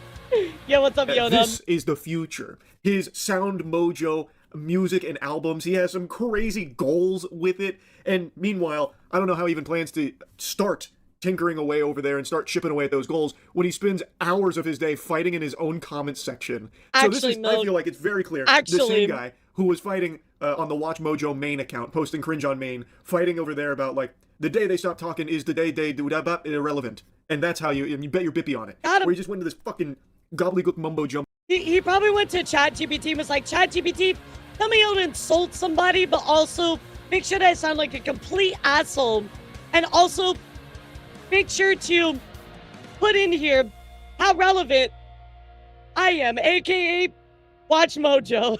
Like, about why Watch Mojo is a pioneer and the best thing ever. Yes, I'll make and still you some going as boner strong as ever. jams. I Actually got doing better you these days than anytime. it ever has. Just pure Yo, what's up, delusion. Sila? How are you? Here we go from Sound Mojo. We are promoting this new channel off of Watch Mojo and Miss Mojo. Oh, we know you're promoting it because we saw the ad for this in the fucking dead YouTubers Watch Mojo video. So Yeah, we sick sure ad, did. dude. So we have someone responding to Sound Mojo, Joel, and saying AI media should state clearly that it is or contains AI. I agree with Your that. channel does not specifically say. Yeah, I agree with that. They're like, oh, sound architecture. You mean AI? Like, you're just trying to skirt around it. AI instead vaguely links to a blog post. You think many people are unsubscribing Watch Mojo after watching this? You know what? Let's find out. Let's find out, chat. Let's find out together. Probably not. Watch Mojo. I have a plugin that lets me see this information. So, watchmojo.com. Yeah, let's see. Nah, not really. Nothing that's like big enough as far as my stuff says. Yeah. From within comment sections here and there, and don't worry, we're gonna get to that. You're so proud of incorporating generative AI, then you should be promoting it front and center, not getting ChatGPT to write your mission statement. And what's that mission statement? Damn. We interpret music in ways that blend global traditions with contemporary storytelling. Oh my god. That comment's absolutely right. It should be clearly stated that it's AI. Now, in the case I of... thought that was like a actual legal thing. Like you had to legally be transparent that you're using AI. I don't know how. Probably not on YouTube, right? For videos, that's probably not a legal requirement. Sound Mojo here. You don't even really need that disclaimer because it is so blatantly AI. It is immediately recognizable as phony baloney garbage. But I believe there's even a YouTube rule about disclosure when it comes to AI-generated content, which... Okay, so I'm not crazy. I was about to say, don't you have to be transparent about it? Hey, what's up? How's it going, Nebra? I saw all your stuff. I was pulling it from my news on Sunday, but how are you? Congratulations. I'm doing great. How are you? Here, we are vibing big time. We're covering some non-VTuber news. We're talking about the Watch Mojo stuff. We're about to dive into a big update about the Brooks and Minifigs situation. That is. So, it feels like I that's like your going new against model. YouTube policy, Looks at good. least just from the old eyeball test here. But anyway, But I'm in good. I'm just been subathoning, you know, day 509. No big deal. no big deal. I'm just, you know, making it every day. apparently their mission statement is about reinterpreting classical music, ending with an M dash. It is so on the nose. It is painfully cringe. I think we have to make a disclosure for the Ashcan viewers. is Okay, all right, so down that is here in the required. trenches doing battle yet again. I believe it's Ashcan, at Watch least. I think Mojo's all the skirting the evidence points to rules. it being that guy. I don't think there's anyone else in That's the Watch crazy. Mojo company. What did your mom period. say? I think it's just him. And the way that he typed with that initial blunder with the cringe that he posted is matching one-to-one with everything he's about to vomit out here in the comment section, too. Yeah. Get over your high horse, for fuck's sake. We produce content for fans, not for blowhards who go around preaching like a bunch of wankers. So do you see what I mean when I say I'm pretty sure this was written by the same guy who wrote the... Oh my god. No one Wait, talks that's how they responded? They're calling this dude a... She was like, is she tired? Yeah, you know, I'm a wee bit tired, but you're not making it. You got him wankers. Oh my god, the Sound Mojo account, here it is. The whole series is a build-up to a reality TV show where we're clearly casting for a band to then take these songs and go perform. But, like, here's the thing, right? If you're going to say we're building up to a band performing them, then why not just have the band perform them? It'd be cheaper in the long run. They're just making up bullshit. A wanker, a whiner, a blowhard. I will never get over that cope from Watch Mojo. We do this for the fans. You don't have fans, idiot. Yeah, you're literally just, we do it for the fans and then proceeds to fucking scream at your fans. My mom just thinking this Sabaton thing and thinks, been like live the whole time and like no sleep. Oh my god, that'd be nuts. No, I definitely don't leave all my computer stuff on all the time. I'm not gonna kill my computer and all my gear and stuff, but Yeah, I mean, like, I guess it's kind of a non-traditional, some of them, but I get you. Have drooling, imbecile Neanderthals that accidentally have a Watch Mojo video queue up sometimes, but not even often. Like, very rarely does a Watch Mojo video even get watched by someone with actual eyeballs. So, you're not making anything for the fans, you're trying to game the algorithm to get your shit to accidentally make it into someone's... Which is crazy, too, because Watch Mojo actually, years ago, like, kind of, like, had the... Yeah, they were a little slop, let's be real. Like, it was like a top 10 slop. But, you know, they had stuff, and they had people there, so it's like, why not just adjust with the times, right? But they obviously don't care. Watch next rotation. You do that. It's a slimy tactic, but you're not doing anything for I'm fans. doing it for the You fans. don't Also, have fuck any. you, fans. They're like that is abundantly Fun clear. slop. Yeah, that's No a good way to one put said it. when with Watch Mojo, we lost money for 6 years and we retained humans and didn't become a content farm. Are you sure about that? You Yeah, I was didn't gonna become say, a content are you sure about that? farm? Are we sure about that? You make like 7 videos a day. And one of the recent videos is top 10 YouTubers that died. you're a fucking content farm. Own up to it. Don't pussy out of that. Don't back out of that. That's exactly what you are and nothing more. Yep. Anyways, you jealous, envious hacks like to be rather selective Jealous? about the criticism. We care about the fans, calls them jealous, envious hacks. You heard it here first, folks. Anyone who is critiquing Watch Mojo is just a jealous, envious hack. What's selective about it? Dude, I really want to go critique Watch Mojo right now just to see if he responds to us. You know, it's funny you say we're talentless, hack, because you have no musical talent, so now you have to lean on AI to make that music for you. Wow. People have been throwing tomatoes at Watch Mojo for so many years. They are synonymous with garbage. They are used as an insult. The name Watch Mojo is so tarnished and so embarrassing and cringe. People will have used it to insult others. It's not any selective criticism, and this is like the most universal criticism ever. When a channel like Watch Mojo just starts relying entirely on generative AI to pump out garbage, they are a content farm by the very textbook definition. Absolutely. And who the fuck in the world would be jealous of Watch Mojo at all in its current state? They get, like, if you look at their recent uploads, like 2,000 views. And they're a channel with millions and millions and millions of subscribers. So there's nothing to even be envious or jealous of. They are in the shitter, and they have been for an extremely long time. Even when they blatantly try and cash grab off controversy and just lean into being evil, like with the 10 YouTubers who died, that got 15,000 views. And that is I was going to say, that really didn't have that many views. That's what I was saying about, like, it probably didn't really make that much money off of it, you know? Very controversial, awful thing that you would expect a lot of people to click on to leave angry comments about, and that's, I imagine, what they were banking on. But not even that happens to them because so little people care about Watch Mojo in any capacity, even like outrageous ones. The only time people give them attention, like when I'm making fun of them or when people are making fun of them, is when they do things that are so clownish it's impossible to resist the urge to. Yeah, I mean, that's fair, Darth, right? They kind of were the original content farm. They were the... as somebody said, they were the original fun slop. For it, but even that doesn't trickle down to them receiving any like boost in views or engagement. It's just people making fun of them and insulting them, and it doesn't go beyond that for Watch Mojo's brand. It is just that. I was gonna say, literally, that video right there actually probably attributed to even more negative press that they probably needed to die off, especially with the whole comment thing that happened last that time. Horrible of a state. So this crazy notion that anyone would be jealous and that's why they're critiquing them is so Watchless outrageous. Mojo This got guy needs him. to be institutionalized. So Sound Mojo explained. Spoilers, it's a whole lot of nothing word salad. All you gotta do is Control F AI and you're like, ah, there it is. Another colleague suggested using AI. I was initially resistant, but I recognized it could serve as a powerful tool for producing demos. Got it, there it is. As we refined our prompts, yep, say less, King. Speaking of AI, here's the most AI produced PNG I've ever fucking seen. I believe AI represents the next frontier, while I remain cautious about fully embracing it. Wait, enabling artists to experiment, iterate and create in new ways. While I remain cautious about fully embracing it, I see it as a powerful tool for prototyping and ideation. Tool for prototyping.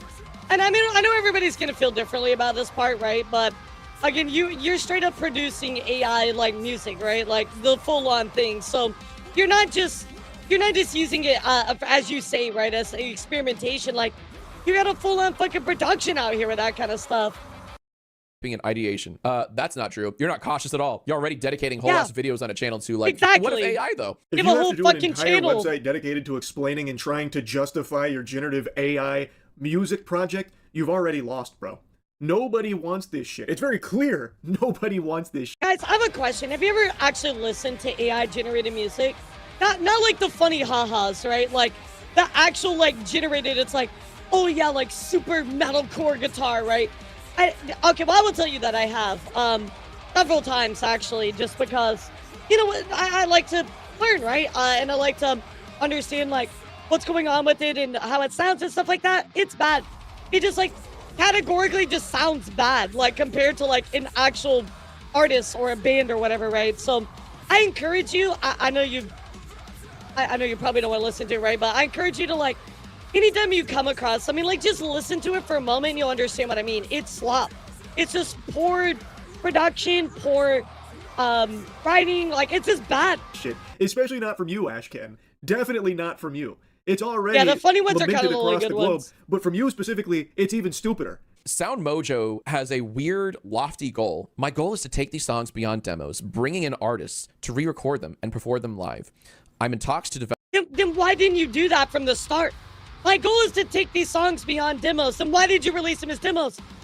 Just give them to the artist and be like, hey, so here's my ideas.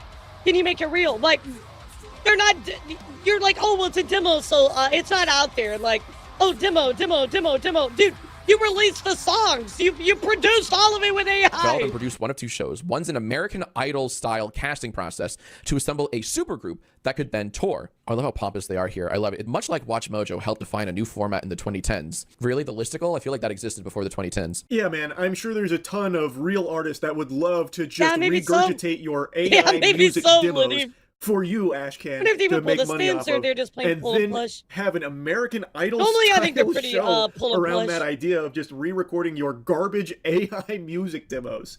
And then go I on don't and think go on they a tour, fuck with the all to stems, line to your be honest, pockets, Nami. Ashcan. I'm sure that's an easy sell to any self-respecting artist out there. I have no doubt you're in tons of fiery talks about that. It's so dumb. It's actually so fucking dumb. Whole thing to my attention. Not Also watchless pointed out Mojo. that Ashcan has made this similar typewriter metaphor on his personal Twitter account, implying that it's very likely Ashcan himself. Wait, okay, AI slap is a lazy, glib response. AI is a tool and amplifier, frankly. An entrepreneur came to me and said I did not use AI whatsoever. I would not be impressed, right? But there's a difference between, yes, AI is a tool, right? But you are generating music. That's generative AI. That's not using AI as a tool.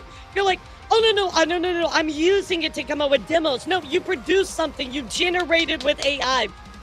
Like, I would think, like, they were a dogmatic flooded. I don't even know what that means. What I care about is the process, thought process inputted, and the output created. AI plus humans, that is peak quality. You're welcome to use a typewriter, avoid search engines. So that is completely different. I hate this comparison because, yes, you are using AI as a tool, right? Like, yes, Google, I'm sure, uses AI now. There's lots of stuff where tools for AI are good. You are generating a song. That is completely different. Writing these comments from the Slot Mojo account. I mean, Sound Mojo. Bait also pointed out that Ashcan uses the word wankers in his tweets, so it's probably him. Now I recognize that's not the most. You know, one thing out there as well, chat. I know that my dad uses music production tools that use AI in them. I know that for a fact. But it's not like he's, generating fake stuff, right? He's using it as a tool to make other stuff sound better, right? That a human has produced. There's such a big difference here, especially in a music capacity. His arguments are in such they're just in very poor taste. Most bulletproof of evidence or anything. But to me, it's enough, because who else would be this passionate about fucking Slop Mojo? Nobody. It would have to be someone that is directly financially incentivized. No, my dad is not using AI music. He's using AI as a tool to assist in his music, right? There's such a huge difference, right? He's using it to bolster and enhance the sound of actual humans, right? There are plugins that you can use, like VSTs, things like that, again, they, different stuff, right? You can do pitches, you can do noise removal, things like that. A lot of these more modern plugins use AI in them. Yeah, exactly. Like a lot of these music production tools have AI built into them now. But also like remastering and things like that, those tools are integrated in there as well. So again, it's more of a tool. But this guy's like, oh, well, it's okay because I just generated a bunch of stuff like that. No, that's the problem, is a human didn't perform it, To try and pretend that this brand isn't dead noise and removal buried is in a the great ground. thing. And there's only one person.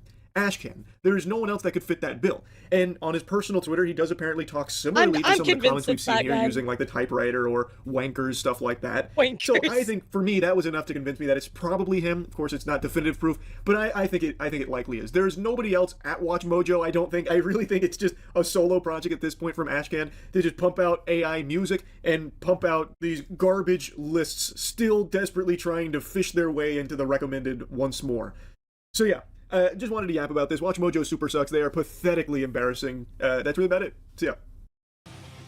I think that again with AI, it's definitely a hot topic term, but I think also like you gotta ask deeper questions. What kind of AI? How is it being used? Right? Is it, ethical? This and that? Right? There's so many things where, there's a lot of questions in it. So, but that's what's going on with Watch Mojo, guys. What's your thoughts about all this? Kind of wild that it's just like Watch Mojo's really turned into a real slot fest, Using AI to enhance something a human made is different than just using AI to generate. Exactly. In other news, guys, I did want to give you a bit of an update about Johnny Somali, guys. It's been a while since we talked about Johnny Somali. Of course, he's been in jail, but South Korean prosecutors are demanding that Johnny Somali's 6-month sentence be increased to 3 years behind bars. They're actually trying to really keep this guy there. Controversial streamer is seeking forgiveness and says his crimes are relatively minor. Oh yes, definitely deep fakes, terrorizing people. Definitely very minor, guys. Yeah, very minor. Like, I hope it's they do actually get the 3 years. I know that they tried to do an appeal for longer sentence. We'll see if it goes through. Of course, in other news, guys, Hideo Kojima says he's no longer interested in generative AI artist life, but in 50 years, 100 years, I don't know. Maybe AI could create art. But while I live, I don't think I'll see it. I'm not interested in it. His comments come after the AI-generated Satellites 2 project. He's criticism for using AI-generated versions of Kojima in Nicholas Winning reference. So I was definitely, I saw this come out. I was like, I'm going to wait and kind of see what happens, but Kojima actually being based here. So I kind of assumed so, but again, that's why I waited to report on it. So there you go. W Kojima. Of course, also, guys, I do want to talk about the lawsuits going on with Ethan Klein. Of course, Denims, as we talked about, in case you're not up to date with this, Ethan Klein has actually been suing several creators for their coverage on what he called the content bomb, where it had some coverage and was talking about how a lot of these creators acted in bad faith, didn't make it transformative, used it to try to pull away views from his video, defamation, all kinds of other stuff, right? So he's been going after them, right? So Denims actually did give us some information here. She did receive a tentative ruling in her favor. So let's listen to what she has to say. It does look like that she might, at least tentatively right now, she might be winning against Ethan Klein. What a crazy 24 hours, man. The tentative ruling feels a little surreal. First, I just want to say thank you to everyone who has supported me, believed in me and helped me get here. I could not have done any of this without all of you. For those who are unfamiliar, tentative rulings are sometimes published in advance of hearings, in the interest of streamlining the hearing. The tentative ruling is the position of the court before the hearing, so the fact that the tentative ruling is to grant my motion for judgment is incredible news. The hearing was earlier today, and the judge has taken the matter under submission and an official ruling will be issued, hopefully sooner rather than later. I'm feeling very optimistic and I'll be going over the document tomorrow on stream at 7 a.m. See you all then, smiley face. We did get this news, of course, from Denims. I know iDubbbz actually stepping in to talk about how Ethan is suing him as well. This is now the sixth content creator he has been sued by. So, Ethan is sued. Let's take a look at what iDubbbz had to say. It is official. I am being sued by Ethan Klein in the courts of Calgary, Alberta, for defamation. I do plan on fighting against this, but for now it is in the hands of the courts and our attorneys. I will say that it worries me what it means for the commentary community, and especially the Canadian commentary community. But this is about all I can say, at least for now. I'm sorry that the stream is so short. I wish I could give you a lot more grease, but I will resume the regularly scheduled content on Thursday. Again, I'm sorry he has a it's so lot of short, money, Kenji. A lot of but money. we will be back, and I appreciate you being here for this important announcement. Have a good day, everyone. I did not realize that Ethan had like this habit of like, I don't know, I guess going after people, right? But so like, there's a balance to be struck here. You know, number one, if people are actually making false claims or saying things that are inappropriate, defamation, etc. Okay, yes, there's an actual, you know, there should be recourse for that, right? However, what I will say is there also has to be openness for fair criticism and free speech, right? So it's definitely a line that has to be told, has to be fair, right? So it's slandered and it's fair, sure. But also there has to be fair criticism as well. Yeah, she did, Nova, she did. But apparently they're okay with that, at least in the court. Now, that was only a tentative ruling, right? So we do have to wait. Now, Charlie did decide to dive into this. I'm not going to watch this particular video. I just heard about the H3 versus iDubbbz defamation lawsuit. You know, this was like a full-on long video, so I'm not going to dive into it. But this, of course, is talking about H3 versus iDubbbz. Again, this is Ethan Klein's kind of his company, right? People are saying things like, hey, when my Lego drama channel starts branching out to general drama. Crazy thing, 10 years ago, these guys were eating rotisserie chickens inside a dumpster together. Everything in the passage just proves that Doji retiring Filthy Frank was the right call a decade ago. Pretty odd how Charlie's treating Ethan, a guy reaching 50 like a child. You know, he dives into this whole thing, right? So, yeah, it was designed to catch bad actors. I know that's like a whole separate conversation that we went through at one point in time, but Ethan did comment on Moist Critical and the Denim's lawsuit. Again, we're not going to watch this. I do encourage you to watch it, of course, if you want to know more about it. But I agree with his take on it. He kind of gets some parts wrong, but I watched another streamer cover and I don't remember the details. But anyway, you know, Ethan did respond and said, Charlie's coverage is fair. Though Kitty disagrees, and I don't expect everyone who hasn't heard me talk about this stuff for hours to understand the intricacies of everything. Even if you have, it's fine to have a different opinion. I appreciate him being respectful, hearing me out, and reading my statement. Ultimately, I'm a father protecting my children. That is something I hope even the most cynical among us can understand. No matter how you cut it, $22 is still a lot for a bag of cookies.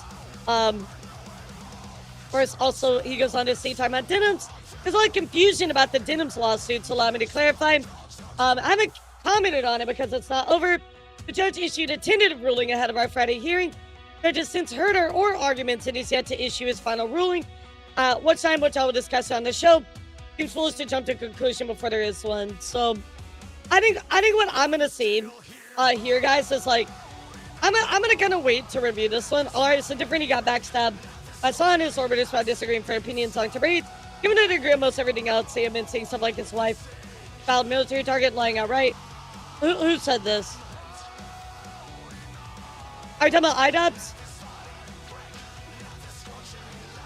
Colluding with the Reddit snark mods, they're involved with the mailing of 2 human skull. What the fuck? Are you talking about iDubbbz or? Here, we'll watch the start of this. But yeah, I think we're kind of at a point here where you know, Ethan is going after multiple people, and I don't know the legality of it because I don't really have, like, I'm not a lawyer, right? So it's not for me to say, but I mean, you are free to go after somebody, you're also free to lose. So I guess with the Denim stuff, I'm very interested for the actual, like, court case to be resolved, because I think it'll kind of decide a lot of how these cases go in the future. But also, like, Frogan actually just did not even try to fight it, and she lost. You know, it was a default judgment. Ethan definitely has some good reason to be a little sure that actors need to be punished. Right, exactly. Like, again, it's two things, right? Bad actors deserve to be punished, but also there should be the you should always have the ability to freely criticize with freedom of speech, as long as it's fair, right? So, you know, with the whole Denim thing, we watched that. I feel like that she admitted to purposely being like, hey, so I'm trying to pull away views from him, right? Which I think is wrong. But, you know, we have to see what the court says, right? So we leave that to them. But yeah, with the Frogan stuff in particular, she just ignored it and she lost. I know the depths of depravity the Sun Orbiters have done against somebody who's once considered their friends allies. Ethan Kine even agrees with them about the West Bank settlers and disagreeing with the military overreach in the region. A single disagreement sparked that material.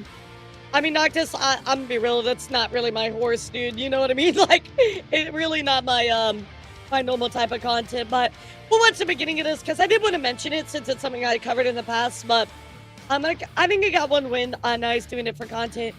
The chance to win. I say this as someone that has watched him on and off for a long time. Gotcha. Since the last 3 or so hours learning about it and getting into the nitty-gritty, figuring out all the bits and pieces and getting all the morsels of information I could find to really put the nipple clamps on it and figure out what all the hoopla is.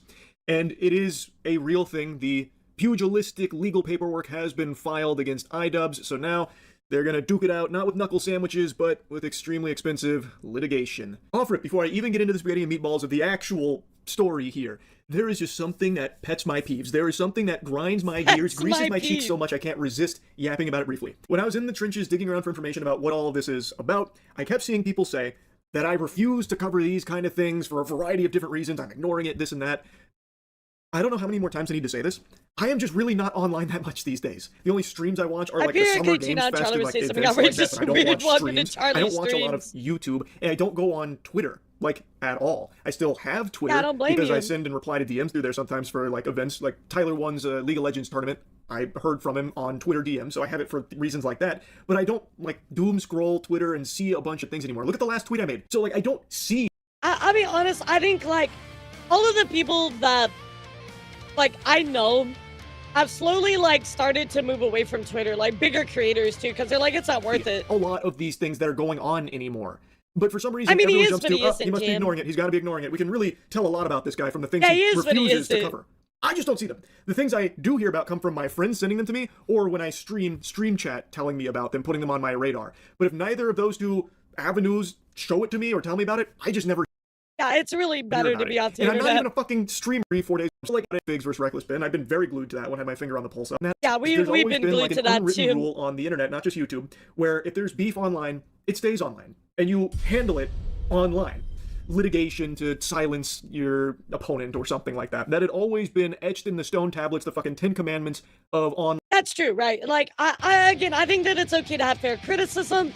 That's fine, right? Somebody actively defames you and is ruining your life. Yeah, okay, well, I get wanting to take them to court, right? Discourse.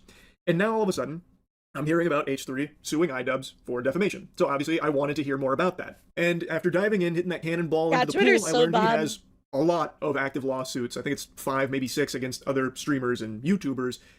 So it's a bit of a rampage he's been on. I knew about one before all this, which was against the Snark community. That I did hear about. And that one made a lot of sense to me, actually. The Snark community, from what I recall, was doing some diabolical, like, harassing, stalking stuff, sending CPS. I remember that in, like, Human Skulls. Oh, that's those things I recall. Oh, okay, so that's what he was talking about. Okay, so this was that community, right? Gotcha. That's horrible. That's unacceptable. I could see why they would want to take him to court. For that particular instance, absolutely. Criticism and even insults are fine, but slander, serious slander should be treated right. Absolutely. Okay, I got you now. I got the old history of Ethan. The Snark community, so it made sense that he would pursue litigation there, because that is highly illegal fucking psychopath behavior. So that one I remember, and that one made sense to me. But when I was learning about these other... No, we understand that, right? They're not related. It's more just the history of his litigation, right? Yeah, but no, trust me, I know they're not related. Granted, I haven't dove too deep into all those, because this is clearly a lot. I was mainly focused on the defamation one, but man, Ethan Klein has become like the Nintendo of YouTubers. He is extraordinarily litigious. Anyway, enough blabbering. What started this defamation lawsuit was this iDubbbz stream. Okay, this is my watermark for the stream. I don't want any of my content being stolen. Got another Kalshi ad? I'm sorry, Fazium. We're all getting Kalshi ads these days. It's okay. So I do want to say I don't agree with what's being said in this comment here. But I'm putting it on screen because I think it should be addressed because it's a big, bold accusation that's very I didn't know fucked up. iDubbbz had a It is very VTuber fucked up. model. And it's despicable that he would think it's a good idea to post that there while knowingly aware that it's not true. So the message isn't Ian's, Okay. this comes from Destiny, and he found this screenshot and he kept it on screen for a very long time. And he said he didn't agree with it, but thinks it needs to be addressed because it's so fucked up. It is a terrible stream. Just giving it to you real blunt, real raw. It is no good. And I'm no stranger to getting shit-talked by iDubbbz. He has said some very nasty, very untrue things about me on his broadcast. I'm be so real, guys. Maybe I just because I started getting into non-VTuber news like about a year ago. I do not know who iDubbbz is at all. As well. But I've what heard the is name, being but I reported don't in know much regards about to that guy. This stream isn't exactly telling the whole story. Now, when I first heard of this lawsuit, I was reading a bunch about it, but I wanted more information, directly associated with it to make sure I wasn't getting, fraudulent or misleading shit fed to me. So I reached out to someone whom I know is on the H3 team, and Ethan did hear I about know that. of Content Cop, but So he did that's talk kind of it. directly about me on his show and challenged me on a few things, and I did eventually get to talk directly with Ethan, and I shared my full perspective on things and the problems I had around it and my concerns, and got his perspective on things to see if there's any misunderstandings and such. See, a decade ago, I was a Ultimately, fucking I don't minor. think we fully saw eye to eye on this, which, that's going to happen. I fully understand that this is a very emotionally charged subject for him after everything him and his family went through with Alright, I think I understand a lot more now. snarkers in particular. I know that the Yeah, I think I CPS and get the it. Human Skulls incident are a legitimately traumatizing thing. Absolutely. The fraudulent CPS call. I get how inexcusable and abhorrent that is. I really do. But I just truly don't believe that this lawsuit is in any way, shape, or form helpful to anyone. Outside of the lawyers, they're fucking smiling ear to ear. They're salivating right now. Literally. Got you. Okay, but Daniel. It's harmful to, I think, literally everyone involved and does have potential ramifications for others way outside of it. I have never and will never be a fan of extreme litigation, and I have always... Okay, so I see all these people that are like, oh, you're Hassan Orbiter, right? Don't get me wrong, I don't like Hassan, right? But, I'm gonna be real, I think that's kind of, irrelevant. You know what I mean?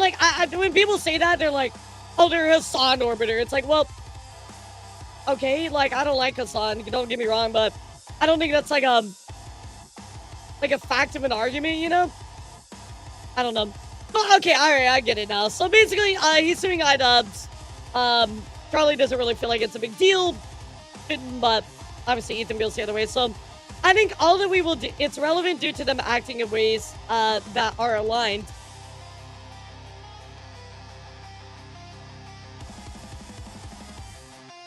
Can you be more specific? Like what? Give me an example. Yeah, give me an example. A stupid thing to say to justify doing awful things to people. Of course not. No, absolutely not. Nobody should be able to do awful things to each other, right? What I'm saying is that just because, okay, let's say that people are like, oh, well, you're associated with Hassan. What does that mean? You know what I mean? You're Hassan Orbiter. What exactly does that mean? Are you a collaborator? Do you follow him? You know what I mean? It's the same thing where it's we were talking about earlier. It's oh, well, if you follow somebody or you collab with them, you endorse everything they do. Well, that's not the case, right? So, what exactly do you mean by somebody that's yeah, you know what I mean? And what world is, he parrot his opinions, follow its example, act as a waiting group for its viewers, defend him, etc. Okay, who?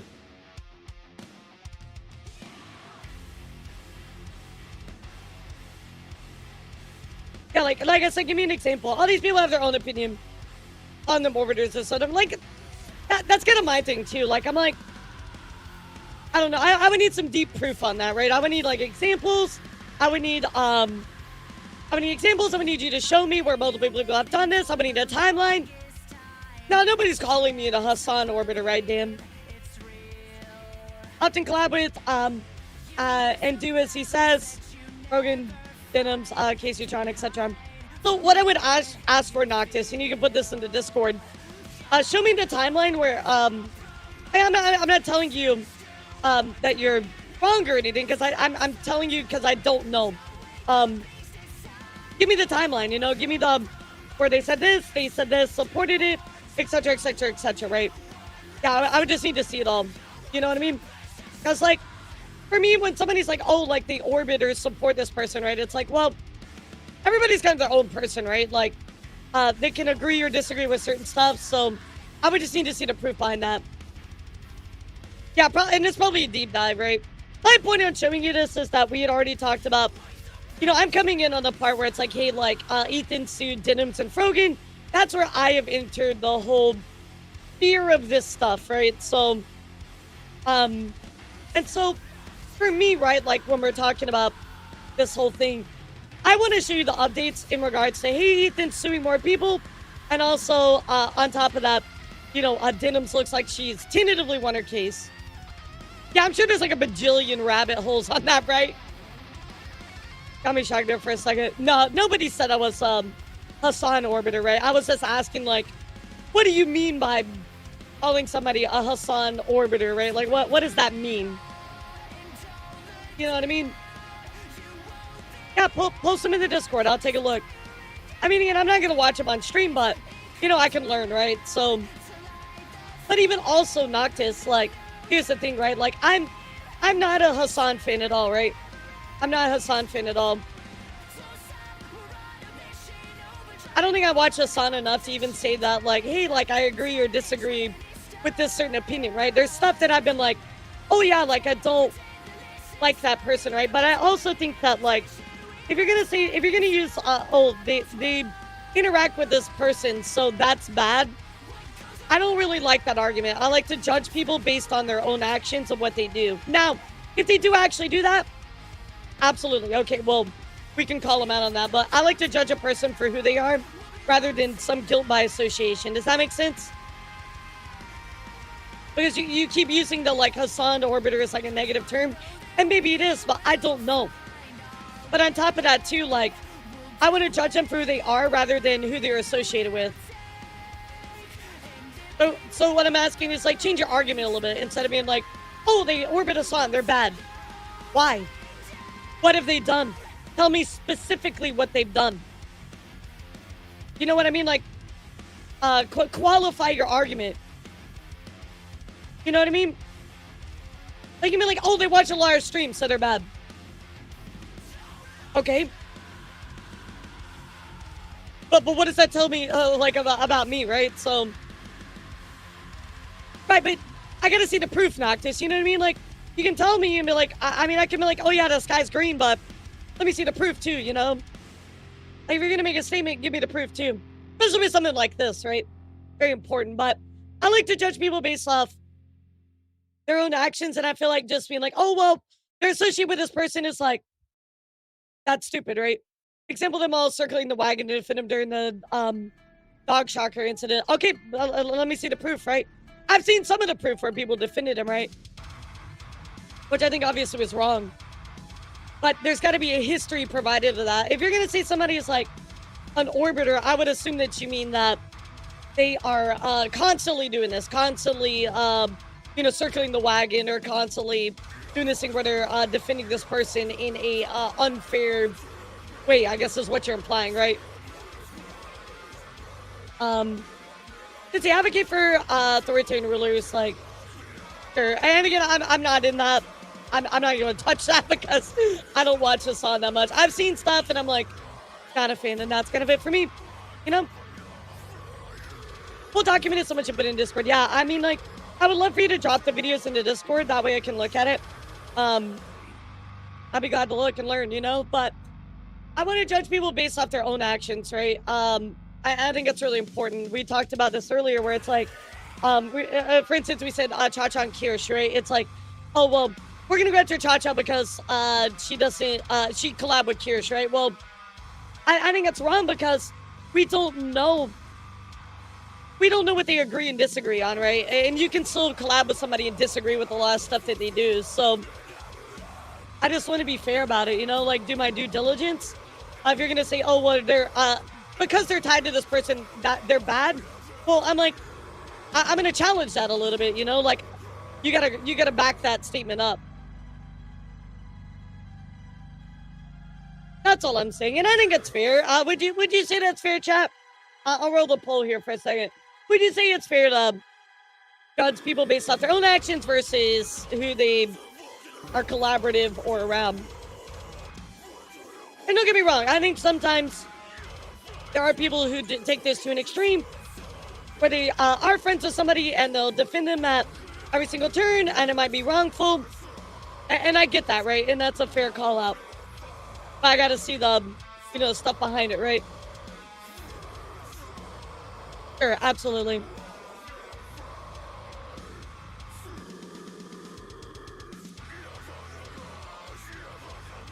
Just call him with Aaron says some weird name. Yeah, that's what I'm saying. Yes. Thank you. All right, thank you. That's that's what I'm saying. Like, why are we calling him that? Like, just tell me what they did that was bad. That's all I care about. You know what I mean? Like an unnecessary label that doesn't really help us get to the bottom of the truth. You know? Okay, cool. Thanks, leader. I'll take a look at it. I mean, obviously, I have a lot to learn about this whole situation, but I definitely think it's, you know, important for us to talk about as a follow-up to everything. So, but there you go, guys. So it looks like Ethan's responded. Right now, we're just kind of waiting to see what happens in court at this point, right? Yeah, we're just going to look and see, okay, what happens with this tentative ruling, and of course, what happens with this IDUB stuff. I'd rather leave it to, like, actually looking till the court stuff comes out. You know what I mean? I use the term orbiters for referring to them because that's the term legal mindset used to describe them. Okay, I mean, cool. Time for a series so amazing, even the elf subscriber. Problem is also defensive of Hassan. There rest a lot of people that are involved with Hassan. When we step on the line, they go crazy. Hassan himself is also kind of trapped with his people. Yeah, let me tell you, there's a whole conversation to talk about fans of people because you can't control all of their actions, right? You really cannot control all of their actions, but there's also kind of on the other side of that, there's a moral obligation to try to at least attempt to rein them in. So everything's nuanced, right?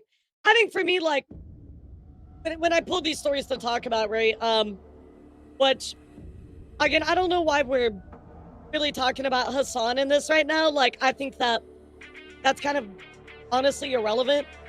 Like, at this point, like, yes, I get that they're whatever to him, but we're talking about these people and this as well. So I feel like we really just went on a different path that's wasn't really needed, right?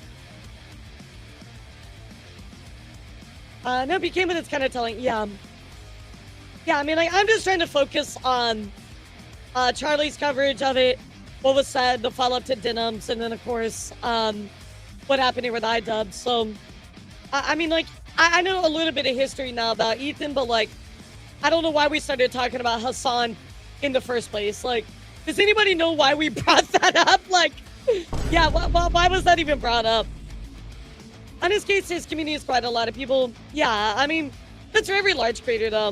You know what I mean? Yeah, I don't know why we even started talking about that.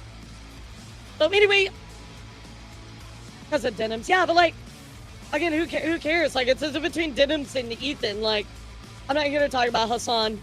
I'm here to talk about Ethan and Denims. So, I feel like we had a Twitter moment where people were like, oh, yeah, but they're friends with this person. And so now let's divulge into a completely separate thing. And it's like, oh, God. The lawsuit has to get Hassan originally. Is that who he went after? Did Ethan and Hassan... Wait. Did Ethan have a...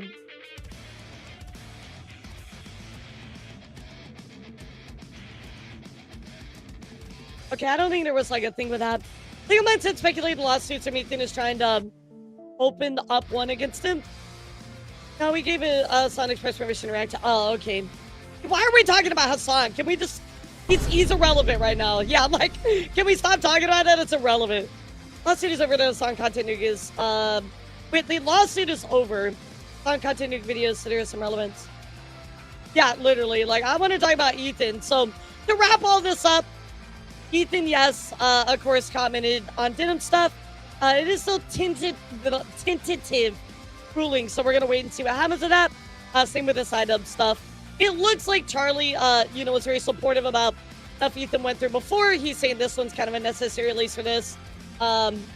Yeah, we'll find out. We'll find out. I think the best thing to do is just wait for it to finish. You know? Yeah, let's just kind of wait for it to finish. There's really not much to add to the Ethan and I dubs. Like, we just gotta wait it out. Yeah, we just gotta wait it out. It's all related to Massive Rabbit Hole. What do you qualify as related? You know what I mean? Like, that's a very loose and large kind of thing, right? I mean, anything can be related to each other. I could say a squirrel and a lion are related to each other because, you know, they're all, we're both all on planet Earth. So, you know, like, causes leading up to it. What causes?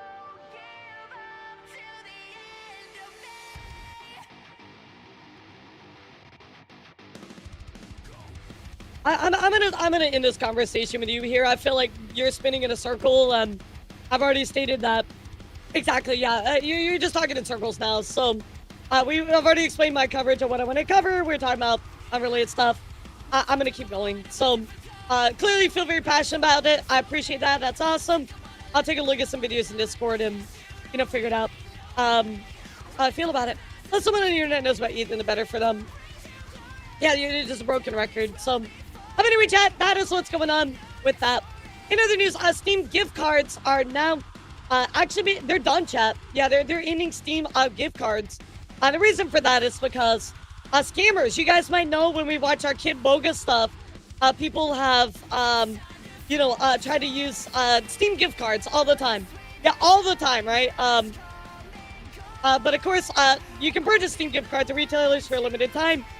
But now they are being, you know, phased out. Unfortunately, scammers use gift cards from major brands like Steam to take advantage of people all over the world. As we continue to put more and more restrictions in place, scammers have adapted to continue to have an impact on Steam customers and other unsuspecting individuals who made the difficult decision to end the Steam gift card program at retail stores. I understand.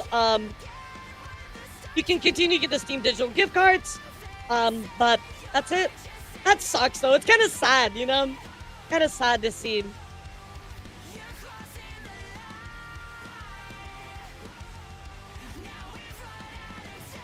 Yeah, I mean, like, it's kind of the end of an era, you know?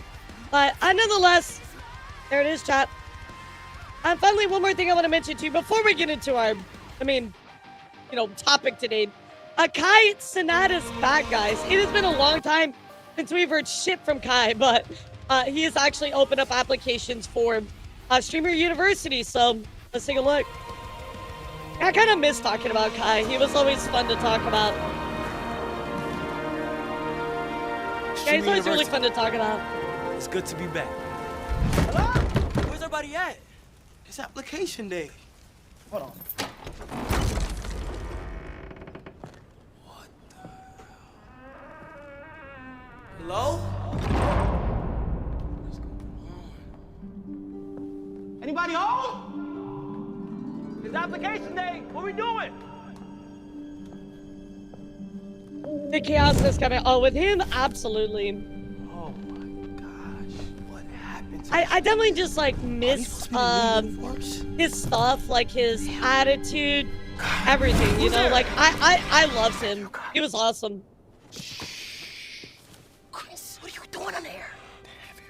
I really did enjoy him a lot. Why is nobody here?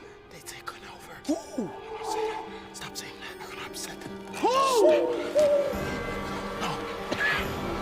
Chris, harder delivery hours. The fans, knows who wanted are gonna pull the streets up. Yeah, I mean, it's not VTuber friendly, but that's okay. Like, it's still really cool.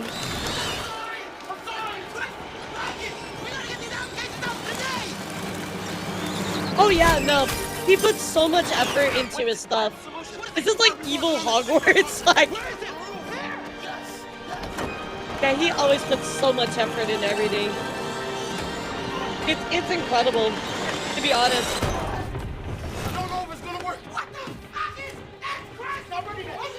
Yeah, so like I remember last time he did one, people were kind of like a little crazy. So it's good to see that, you know, he's like saying that there's no tomfoolery this time.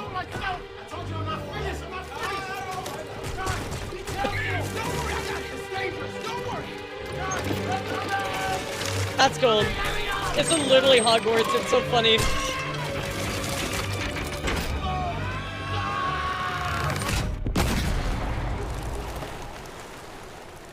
Oh, really, leader? I didn't know that. Oh my gosh! I can't believe it! It worked! We did it! Yeah. Bring it in! This is your last semester.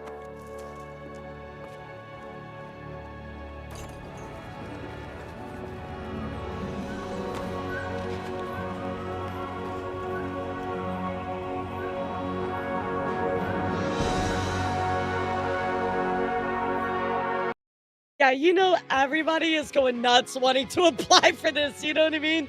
But I mean, it's cool. You know what I mean? I think it's really, really cool. So we will definitely keep an eye on this chat. I'll let you know more about it coming up in the future for Kai. So guys, we're going to get into our main stuff today. And that is going to be all about the bricks and minifigs things going on. So let's go take a look, guys, because I do want to talk about this in great detail.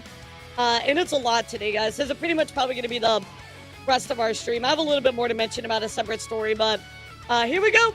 So first up, chat. The GoFundMe was actually taken down. This was back on June 9th, right? The GoFundMe was taken down. You know, Reckless been always making a fundraiser for the Brian and sells Lego restored at the bricks. And Minifigs stole the collection.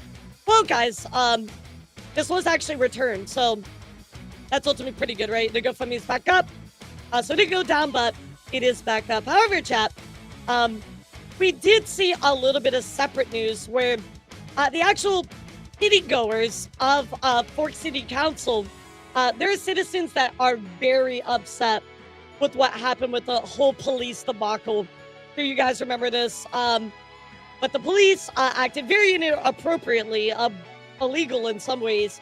And so now we have actual citizens speaking out against the police department. Take a look, guys. It's very, very interesting. Hi, Daniel Soroka. When I reviewed the budget, I noticed that there was an increase of around $600,000, which is a 9% increase to our property taxes.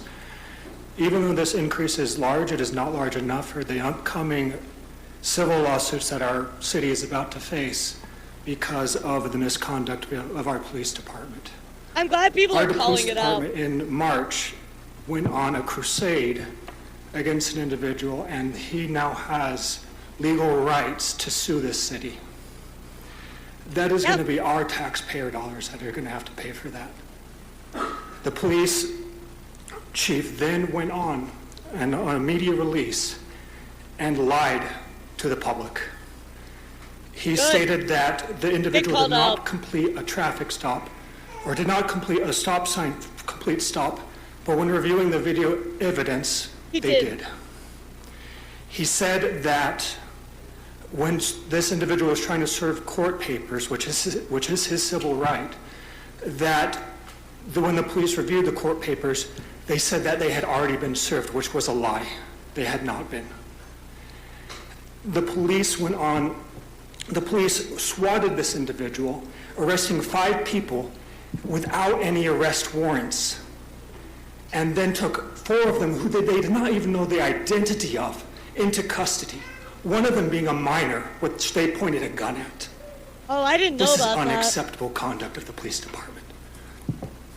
When Paul took office, he said, "I am extremely committed to ensuring our community members are proud of their police department and their officers. I am not proud of my police department officers. In fact, seeing this conduct, I am in fear of standing here with seeing if there's any retribution that they might." He is absolutely right. I would be scared too for retribution. Bring on me. Because that is what they did to this individual. And if they're willing to do that to them, they are willing to do that to me or to anyone else. Thank you. What the fuck was that phone ring? That sounded like a fucking 2008 Nokia exploding. What the fuck was that? So anyway, chat, as you can see, you know, everybody very upset at what is going on. Even the citizens looking at this, and are very much like, yeah, this police department is 100% not on our side. They're not supporting us, and this does need to be called out. So, Reckless Ben did provide a bit of an update, and guys, this update isn't great. So let's go take a look at it. Again, I wish I had better news for you about this update, but it is what it is. So let's take a look. Episode 3 is finally finished after crazy all-nighters and basically destroying my health. But I can't post it or I will go to jail. And not only that, I will also immediately lose my lawsuit of $300,000, and the GoFundMe we made for Brian will go straight to this mystery company that I am no longer allowed to talk about. They sent court papers to my email, which I guess a judge approved for them that this was a valid form of service. And so now that I'm officially served, I cannot even mention this company or I will be in jail. And yeah, exactly. Like, imagine not having any platform. Most people don't have a platform, right? Like the average like citizen. So that's nuts. Normally I would be like, screw the big guy telling me what to do. I'm going to do what's morally right. But in this situation, if I do that, then all my friends get screwed with this lawsuit and we lose all the GoFundMe money we raised, like, immediately. So I am no longer allowed to even mention this mystery company. My personal opinion is that this is unfair because this order was put on me because this company was telling the court that I was making bomb threats. I was planning on murdering the we know is not true, right? Which obviously I didn't do, and you can see that in the footage. The only problem... Yeah, I mean, they can definitely silence him, but it can't silence everybody else.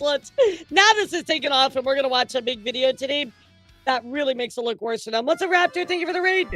I was not given a chance to share my side. The court just heard their perspective, not mine. So because I wasn't able to share my side, I am now no longer allowed to talk about them, and looks like this might be it. Oh, Bensar was in the right place, but would you say he was too reckless? Get it, Chad? Get it? Yeah, he was a bit reckless, actually. There's definitely going to be some kind of legal repercussions for him now. That's what it looks like. Yeah, he definitely overstepped. So, yeah. Well, chat, there it is. Of course, not a very good update. He says, can't talk about it, can't release the video, etc., etc. Don't boo me. He's the one that... It's a chat member that said it. Don't boo me. I didn't say it. Brother, this guy stinks! The chat member said it to me. It's also unfair because the judge only ordered him to shut up, and the company can keep litigating in court of public opinion. I'm very surprised he's not allowed to say anything at all. But there it is, guys. There it is. So, which he's misleading here. He has TRO until the court case. When it's not can get here. Okay. So a little bit of misleading information here. But the important thing to know, guys, is that Ben, of course, gave us this update. But what I want to really get into, guys, is this video today. And this one is put out by Coffeezilla. And guys, this video, literally no joke, exposes Bricks and Minifigs. They literally fucking fumbled so hard in this video. It is insane, chat. Like, it's actually nuts. One thing also, too, Coffeezilla did that's really nice is he found out what he calls the corrected amount of the Legos, right? Could have asked for a lawyer rather than trust the cops. He's innocent. I watch that and there's so much stuff that's fishy. So we're going to take a look at this today, chat. Not only does it it talks about the actual valuation of the Lego set, which they don't think was actually $20,000. I know we talked about this before. It was kind of like you know, like a point of contention that we put up on the shelf. I said, let's wait till we get more information. So he does seem to correct that amount of money, but he also, on top of that, he puts them in a situation that they straight up just fucking lie, and it's crazy. So let's take a look, guys. This is a very important video for this whole thing. Let's go. Lego collection went missing, causing a lot of you to ask me to find it. And after seeing the cops point guns at YouTubers, people get arrested and sued for $1.3 million, I decided enough was enough. This looks like a case for the internet detective, this time in the $10 million Lego studio. So I talked to every suspect involved. What I found shocked me. Issue the price of Lego was agreed upon in $200K at the start. The shipment where they say it will cost later. It's not so much that, it's the valuation of what it actually was.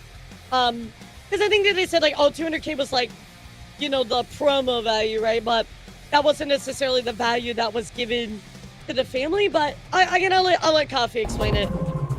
He'll do a better job than I ever could.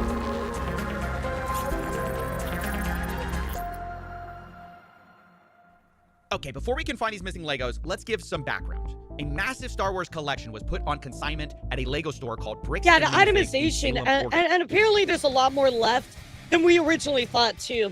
Because I know before we were kind of under this assumption with you know, context clues that a lot of it was sold. Well, that may not actually be the case. Consignment just means the owner, Brian Mansell, gave it to a store to sell, and he was supposed to get a cut when it sold. The entire time, he maintained ownership of the collection, and a social media post estimated it to be worth about $200,000. But then, on November 14th, 2024, everything went wrong. This was the night that Crystal and Ben Gorman, the prior franchise owners of the Salem store... So if you're new to this story, let me ask, if you're new to this story completely, type 3 in the chat. This is a good little recap of kind of what's going on with it, but, you know, TLDR, there was a company that did not properly pay out a family that was consigning Legos, and it became a huge legal thing. There's a YouTuber that looked into it, Reckless Spin. He found out these police were very corrupt. It's become a huge roller coaster. Got kicked out by this guy. That is Brandon Best. He and his partner Josh Johnson ran a sister store in Eugene, Oregon. They're both done now, by the way. That night to kick yeah, they're both out. done. Brandon and Josh would be taking over the franchise in Salem. And this is the exact moment the Legos go missing. As that store is getting handed over, the question is Brian's collection in it? Here's what the official Bricks and Minifigs press release reads. Quote, after taking over the store, we discovered a small number of sets valued between $2,000 to $5,000 Bricks that could and be mini possibly related to Mr. Mansell's collection. But there's a problem here. Yeah, kind of. Over 10 times that amount in this store, given their internal records and what we know the estimated value of this collection was. So if corporate's saying there was only $2,000 to $5,000 in the store, something happened to these Legos. But what? In order to solve this case, let's think about... Yeah, this literally is the drama of the year right now. Like, I thought the Sykkuno stuff could not be topped. I'll be real, this is way bigger than the Sykkuno stuff. The suspects. First, who was there that night of the handover? It's only 3 people. Crystal and Ben Gorman, the former franchise owners, and Brandon Best, one of the new owners. I love all the little These are our 3 Legos. biggest suspects, but they aren't the only ones. I want to address a few other suspects at the very start here. First of all, maybe this is just all the result of, you know, plain old thieves breaking in. What about that possibility? Yeah, it was like Cinder and Bishojo. Now we have a fucking Lego. Collection agreement with Brian Mansell. And I'm Benjamin. I like Gorman. your tattoo. I am the silent partner who's really bad at being silent. We did have a couple of break-ins at the store. None of Brian's collections were in the police report or Oh stolen. yeah, I mean it's been a roller coaster. So the Gormans say emphatically it wasn't thieves, but Yep. if that's not literally, I mean it's way more than drama. It's like, as you said, criminal activity and police corruption. case, what about the guy who was arrested? I mentioned at the beginning of this video, Reckless Ben. This is the YouTuber who started it all. With a documentary, I tracked down the thief who stole $200,000 of Lego. Maybe it's the perfect crime. Make a video tracking yourself. I want to for get our more theory, it's worth tattoos, noting but Ben I'm is currently saving up my facing money a right RICO now. lawsuit by Bricks and Minifigs. He was even targeted with a search warrant for stolen Legos. Included in the warrant are Legos. The owner reported overhearing Okay, conversations. so that's kind of interesting because this is the first time that I have visually seen that part with the warrant where they said stolen Legos. I've never seen that piece of paper before, so they did legitimately go after him for Legos. About possible stolen Legos. And on top of that, Reckless Ben was even accused of stealing the Legos by the current franchise owner. I stole the Legos? What do you think of the theory that it was Reckless Ben? He stole the Legos. It's absurd. We didn't even know Reckless Ben. He Yeah. had no interaction, no relation to us, no relation to the store. That doesn't hold any water. Okay, I'm gonna be honest. Apologies to the genius cops in Utah who play different. We play differently here. But I don't That's believe my that Reckless favorite part of this whole thing is like, oh, we play different here, you know? Illegally. Like, I love the that. Lego, mostly because he couldn't. He just wasn't there that night, and I don't even think he knew about these Legos. But who does Ben suspect is holding the Legos since he did this whole documentary series? The guy who runs the Yeah, the entire whole story company, does feel like it's Brandon off the McNeff, fucking onion. He personally came out to talk to us. So what's going on? So you guys are holding some of our Legos? No, we're not. You're not? No. Is that a lie? No. That's a lie. You did take the Legos. No. So we have our attorneys have visited. Like again. So who's like Brian Mansell. Okay, and who's that? He's a guy who had a bunch of. He had like. How would you know that somebody didn't take something without even knowing the subject of who it's about? Like, hey, so there's some Legos that don't belong to you. No, they don't. Nope. Oh, wait, who's it about? Like, don't you need the details before you answer that question? $200,000 worth of Legos in your guys' store? Yeah, he does have the bowler My hat, name is villain Alan McNeff. mustache. I am the CEO of the Bricks and Minifigs brand. So my name's Matt McNeff. I'm the COO of Bricks and Minifigs. The people you just saw are the McNeff brothers. They agreed to speak with me to try to clear their name. I asked them, do they have Yeah, a exactly. Legos? Like, I want to know the details. Is that we don't have it. We've never had access to them. It seems to kind of go missing. Parts of it seem to go missing on November 14th. Well, and I guess that no, not at all. I'm going to say, you know, like that is not accurate at all. Because So you think that the collection was in the store at the time or elsewhere? Elsewhere. When you look at Mansell's own words that he reiterated to a podcast last year, he explicitly stated to another podcaster, the sets were moved off-site for security. The collection will not be stored on site after hours for security reasons, and after Sunday, the sets will be available for purchase but stored elsewhere. I thought that they also alleged that they were like at the prior owner's house in the last release. So like, you know what I mean? Like, which one is it? Now, one thing that's been a big subject of the Bricks and Minifigs kind of story is, hey, didn't they prove already though through the footage that some of the collection was there? Like, isn't that just a flat out lie?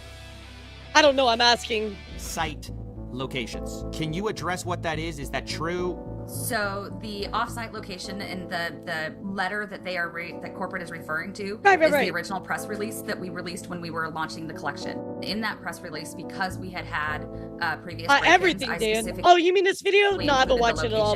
That after this, by the way, I never pre-watch unless it's something that I really like need like narrative wise or something like that. Like a video like this, I would never pre-watch because I really believe that I want my reaction to be organic and I want to talk through it together. So I don't normally do that. Every once in a while, if it's like a short thing, I'll pre-watch it. But yo, what's up, Sarcastic? How are you? Bricks and Minifigs, switch stories as it becomes necessary. Okay, so I'm not crazy. Again, those Legos would be stored off-site to deter any future thefts. They were briefly stored off-site after that launch weekend while I bought safes for the back room, and then they were moved. I'm sorry, I'm obsessed with this. I would love to get a tattoo like this. Okay, I'm sorry, that's the last time I bring it up.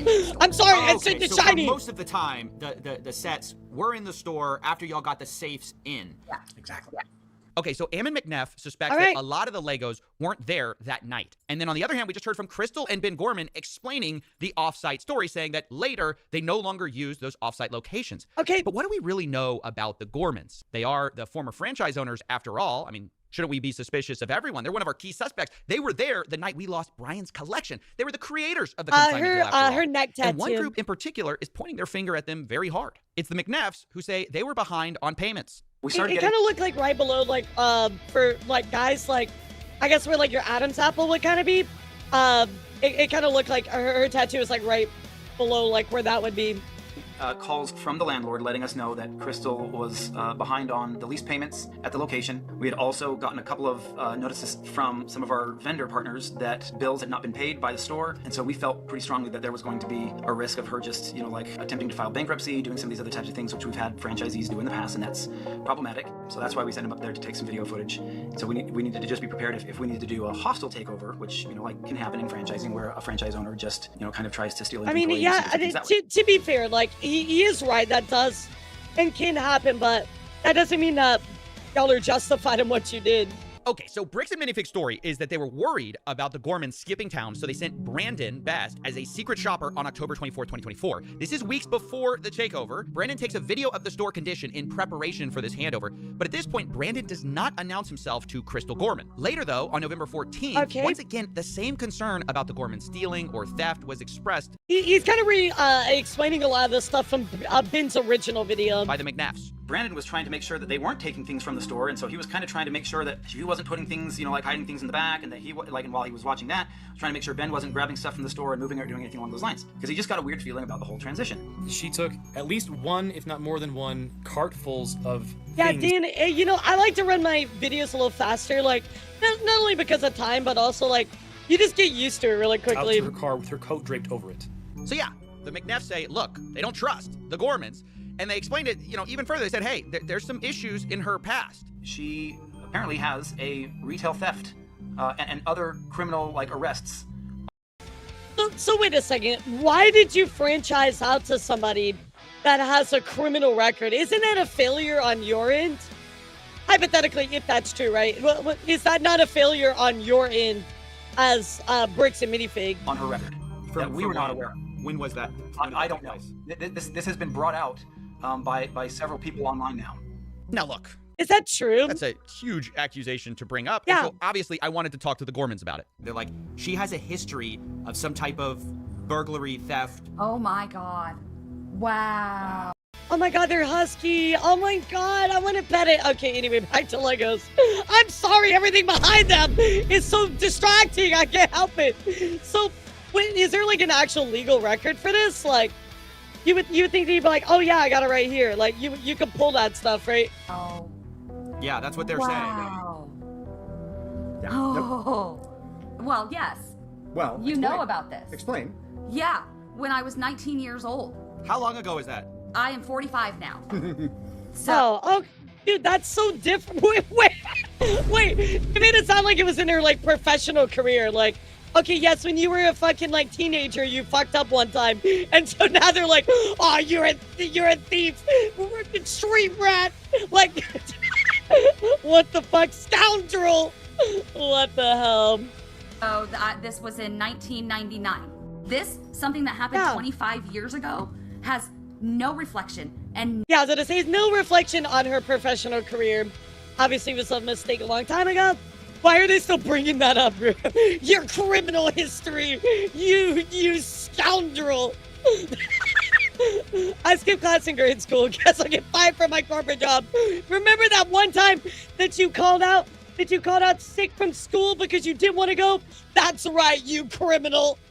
We're taking you down. no bearing on what happened in the last 2 years, my management of the store, Yeah, I what thought she happened was the like night corporate seized the store. late 20s, it is early another 30s. deflection, and it infuriates me. You're gonna try to publicly embarrass and shame me for somebody that was manipulated by local police departments when she was pregnant and 19 years old? Fuck you.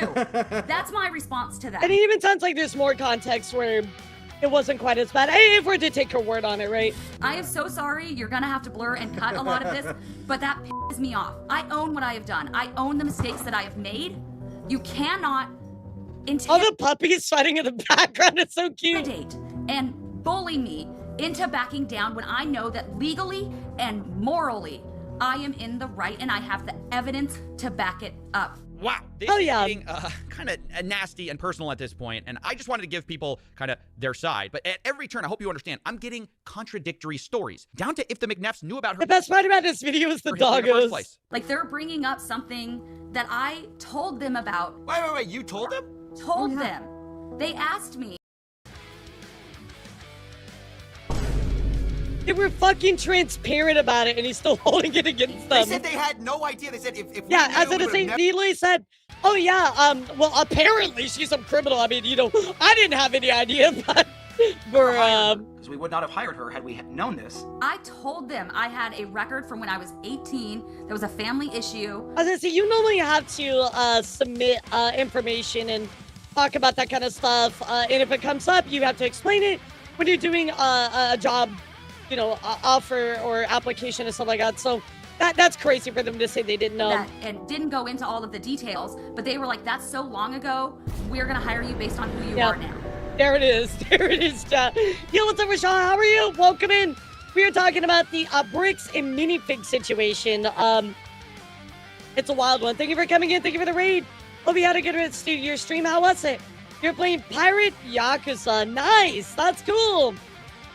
I've never played a Yakuza game. Did you enjoy it? Okay, I'm just gonna leave it there. You guys can make up your own mind. My point is, one side says up, the other says down, and it gets to the point both sides start hinting that they have photographic proof from the night of November 14th that proves the other side is lying. And so I'm like, look, at this point, let's stop talking. Essentially, Show me the Legos. Where I was told we are 100% have possession of photos that prove that the Gormans are lying, and then you guys are telling me we 100% have possession of photos that prove this side's lying. Who's gonna drop the photos first? I mean, I feel like someone just has to. Somebody's right here. And after a lot of convincing, both sides. No, he's trying to assassinate her character. It's a very common tactic, right? They're not addressing what the actual information or a problem is, right? They're just trying to assassinate her character.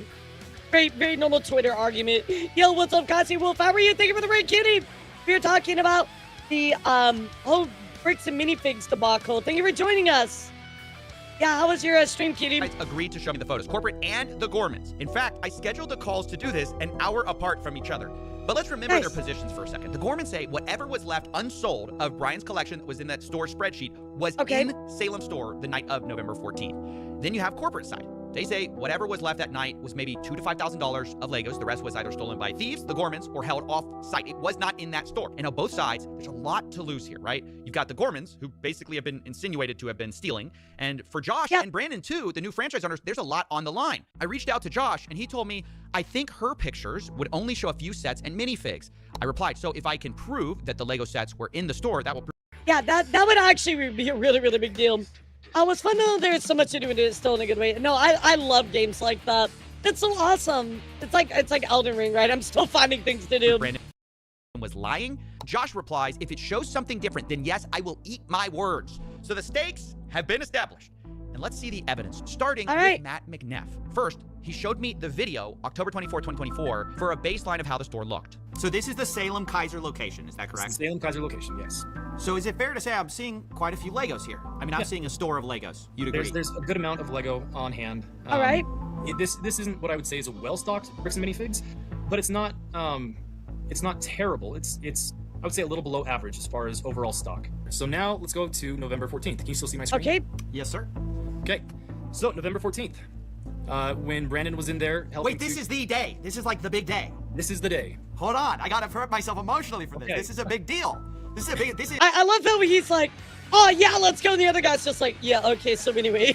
This is D-Day. This is the big moment. This is Brandon takes over the store. The other dude does not want to be in this call. After this moment. We don't know where the Legos are after this moment. And I want to point out again that we've had this for a while. Hey, Jack. We haven't this is the first time we've shown this publicly. We've been waiting for our attorneys to give us the approval to say, hey, this is okay now to share in this capacity. So we'll go through these pictures. All right, let's see. This is what Josh saw, or not Josh, sorry, Brandon saw. He took pictures of everything in the store, all the inventory in the store. This is what the shelves look like compared to what you just saw a moment ago. Okay, so I'm seeing a lot less. Just to state the obvious, go back a little bit. Yeah. I'm seeing like way less. So yeah, the pictures I was being shown on November 14th, those shelves looked emptier than they did on the day of October 24th. But to be fair to the Gormans, they addressed the empty shelves themselves. As we get to the very end of this video in particular, right here, you'll see that empty space right here. So this is the retired and certified set section that we have to keep separate from the new in-box current sets being sold by Lego. All those empty spaces up there were the sets that we had on display during the day from Brian's collection that every night when the store closed, we pulled off and put back into the safe and then put back out in the morning. So when they say, see, there's empty space on the shelves, yeah, because we put them in safes at night to keep them safe. Because we have giant windows. Yeah, it's an explanation that kind of makes sense given the history of... Okay, cool. I can buy that. Of course, this is something I had to ask the McNeffs about. Is this a case of... Did y'all see the he's seen it Star those Wars time sets last in the year, but it back? is funny. Did y'all not see the Star Wars sets in the back? Did he take, not in the back, but specifically in a safe? Like there were a bunch of Star Wars sets in a safe. This is the previous owners, Daniel. Yep. Has there been talk of those? You know what I'm talking about? Yeah. My understanding is that he took pictures of everything, and all those photos I showed you of the Star Wars were all the photos, or was literally all the Star Wars inventory in the store. Yeah, the McNeffs say all of the photos should be with Brandon of all the Star Wars items. And to be fair to them, they showed me a lot more pictures and even showed me a spreadsheet of all the Star Wars sets in the store the night Brandon took it over. And it valued to about like $5,000 to $10,000 or so. But then I had to ask. Oh, sorry, here's another kind of set. Okay. Do you think y'all... Wait. Didn't they say... Wait, time out. Hold the phone.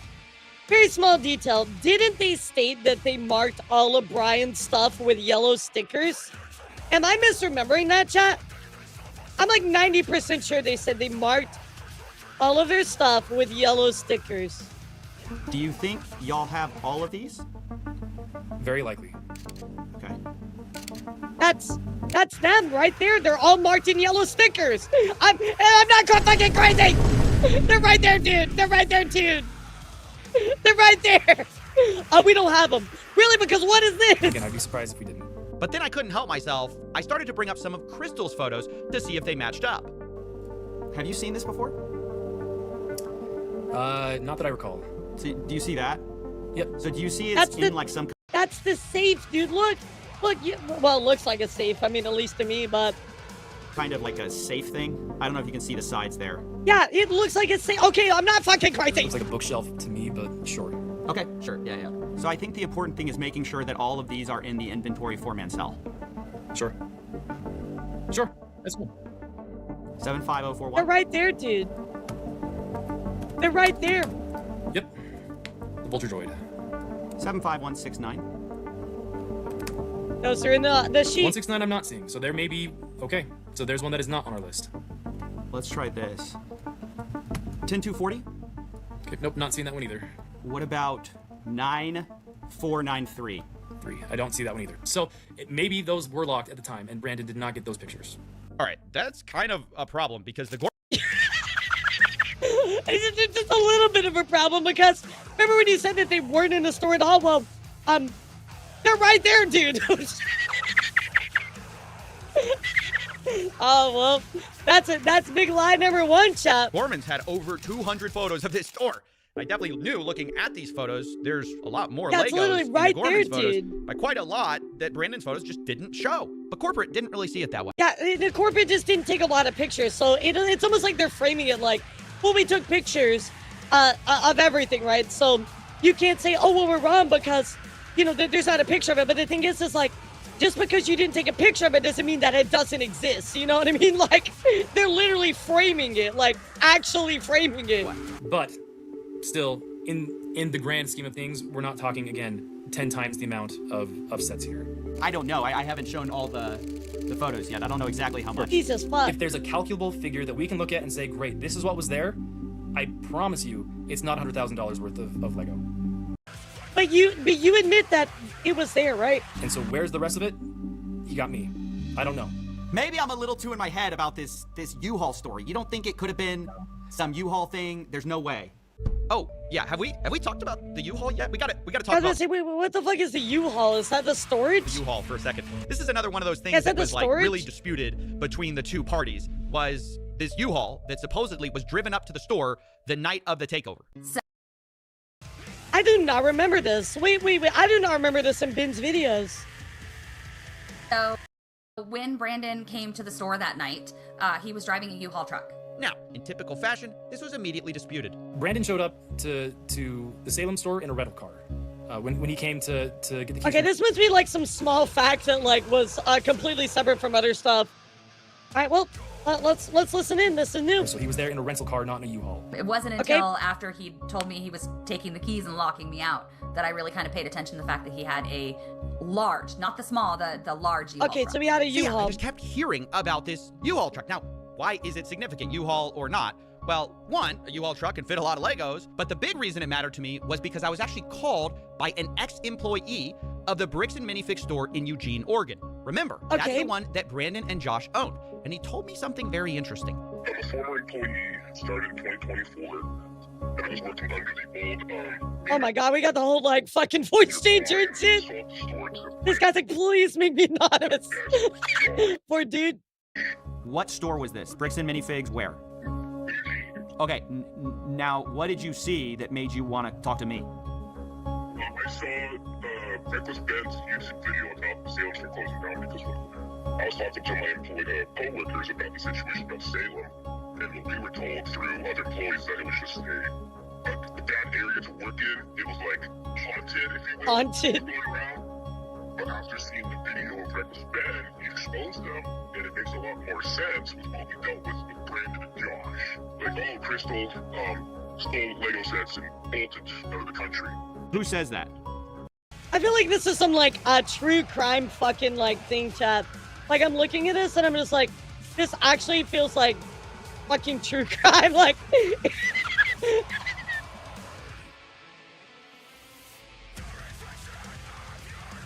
So I would like my identity to never be told ever, but Reckless Ben, he told me one time that he saw the Legos and then it wasn't true, and so the Bricks and Minifigs people, they said like they didn't steal it, and yeah. It was me.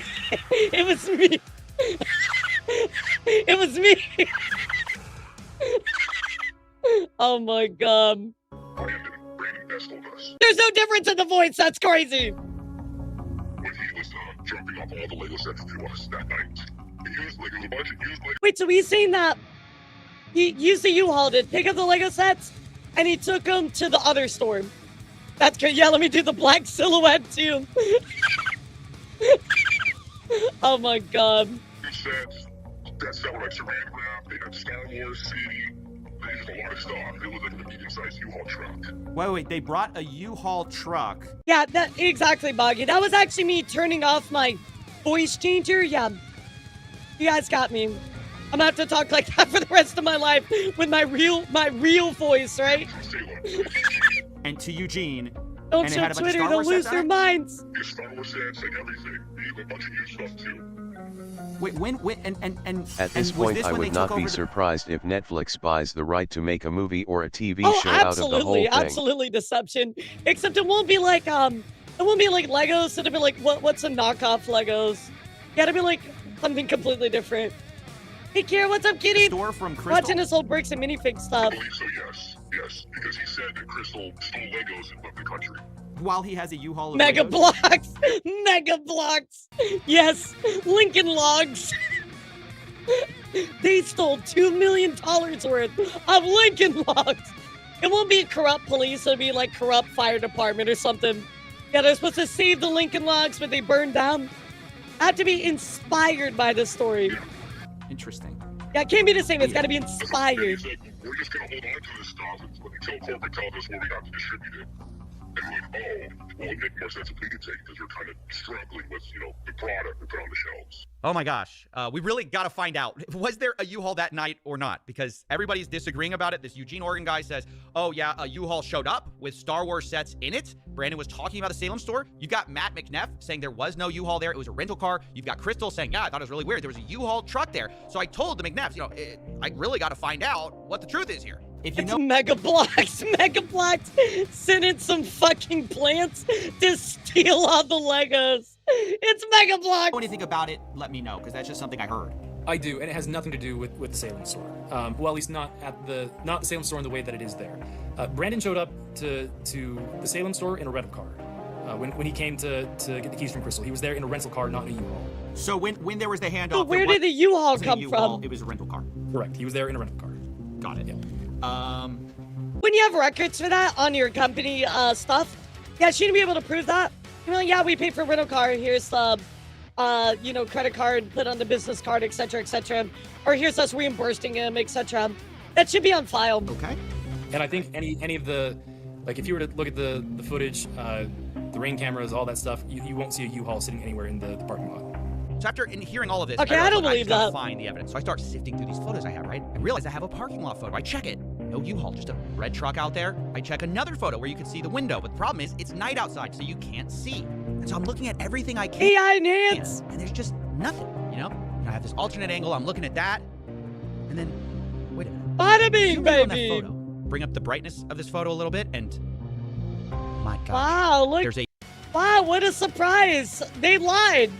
I mean, I'm not surprised, but how many lies is that now, chat? Number 2. U-Haul in the parking lot right outside of the store the night of November 14th, 2024. It's right there, this dude. Is something that Matt It's right fucking there, dude. Dragon, thank you for giving a sub to U-Haul, bruh. That's diabolical. Thank you so much. Oh, yeah, we're close to our Hammer Eagle. Let's go. We're almost there, guys. Can we finish it off today? Can we get the MRE stream today? I have to go, but I have a fantastic rest of the stream. I know, I'm so excited to hang out with you, baby, on Tuesday. Are we doing metal music review? I gotta message you. Footage of, and it couldn't be true. Literally, I live in the parking lot. From that night that shows clearly out into the parking lot, and there's no U-Haul. After seeing this, I said, I really have to make a call. And that's when the story changed. So last night, I talked with Matt McNeff. I brought up this question of the U-Haul. He told me emphatically there was no U-Haul. Y'all came to me this morning. You said, hey, we looked into it. There actually was a U-Haul there that night. Can you clear up what that's about? So there's actually two different things that are going on here. So there's actually 2 separate U-Hauls. One is not ours, and the other one is run by a ghost. So, yeah, no, it's okay. One was actually, see, we met Sasquatch. Sasquatch wanted us to, carry his trees for him because, they're really heavy. So we were like, yeah, let's just help you out, Sasquatch. Very believable and real. Yeah, totally. Yo, Cap, thank you for the 2 gifted subs. I appreciate you, dude. Out of bullshit 101. Thank you for the gifted subs. We're so close, guys. We're so close. To help you understand. And I don't know if you want this particularly not on the record, but we do know of a disgruntled former employee. I don't know if you particularly want this on the record. Well, it's kind of on the record, so like... that worked at another location, that back on the 24th of October, there was a U-Haul that went to a storage unit in Salem for another previous franchisee, you know, like for a different situation that we had just gone thank you through for the some 6 things, months. He had a previously, you know, like, hey, I have some inventory that I didn't turn over Thank you, that I was dude. supposed to. It's at this storage location. You guys can come pick it up. And so Brandon was sent on that day to pick up with a U-Haul inventory that then he moved down, but that was... Oh, no, guys, you misunderstand. It was a disgruntled employee, some random guy that, you know, happened to be there on the exact same day with U-Haul. It's, guys, come on, it's very believable. October 24th. So when we haven't lied about anything up into this point, so big trust talking us. about this ex-employee, you're saying they are conflating the October 24th event of the U-Haul coming up to Eugene with Legos with sometime after November 14th, after the store takeover. Is that correct? Am I understanding that? Yes. So this is now kind of a strange story. Corporate is saying... Wow, it's kind of a strange story, almost like, oh, I don't know, the whole fucking bullshit lies. There was a U-Haul at the Eugene store dropping off Lego, but that was from a different night, different collection. The CEO says Brandon showed up to Salem on October 24th for his secret shopper job with Crystal, and separately, he also was getting a different collection of Legos that also included Star Wars, and that's what he brought to the Eugene store, the former employee is remembering. Then, weeks later, on November 14th, Brandon supposedly shows up again with a U-Haul, but the reason isn't for hauling Legos. Brandon flew in to Eugene that night, at midnight, so flew from Utah on the 13th, but landed in Oregon on, like midnight of the 14th. Yeah, exactly. Where's the rental receipts? Went and got a rental truck, and then went and stayed at a trailer that had previously been moved up there in anticipation of, meaning like a camper trailer. Yeah, this guy is full of shit. It makes no sense. Hello, Echoes. What's up, Kitty? How are you? Thank you for the raid. Amplifies your adventure. Thank you so much. We are sitting here and watching all of the new stuff with the bricks and minifigs. Coffeezilla came out of the video. Crazy, dude. How was Resident Evil 2? Thank you so much for the raid. I appreciate you.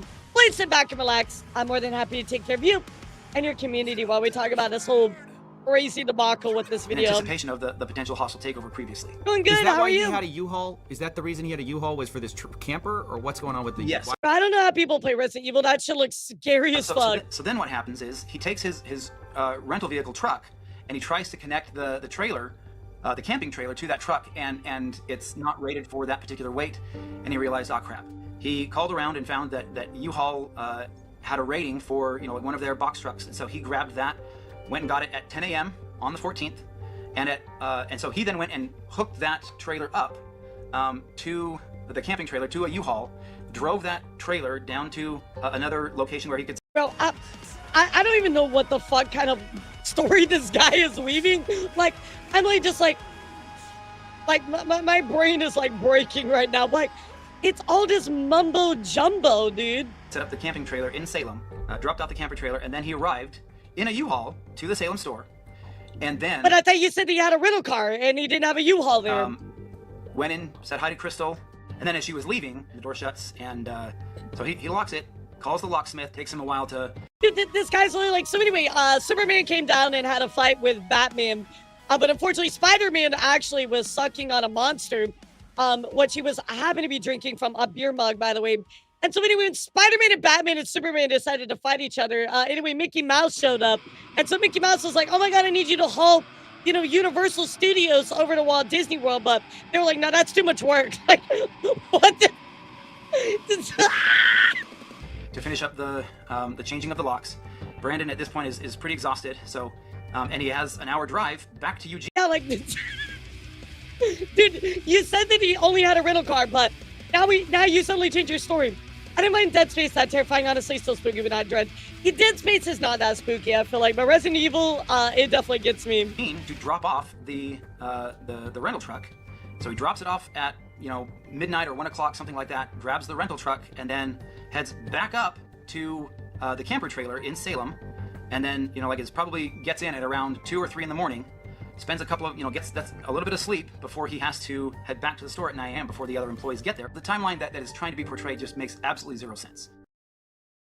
Yeah, by you. Okay, so I asked, obviously, for documentation of all of this from Brandon, and here's what I got. First, the U-Haul contract on November 14th. This checks out what we already know. Right. Then I got sent a photo, the last one Brandon took in the Salem store, dated 9:44 p.m. that? Where you can see what looks like the inside of a bird cage that the Gormans had. And lastly, I was sent a photo Brandon took of the mileage in the U-Haul as he dropped it back off at the rental place on November 15th, 12:41 a.m. Now, the time gap there is about 3 hours between the last photo in Salem to dropping the U-Haul off, which is a bit of a problem for our timeline. Yeah, it took like 4 hours. I mean, I worked till like 11 o'clock, and I'm like, I gotta get up early for, my other job. You moved 4 hours of Legos out of this truck. Yeah.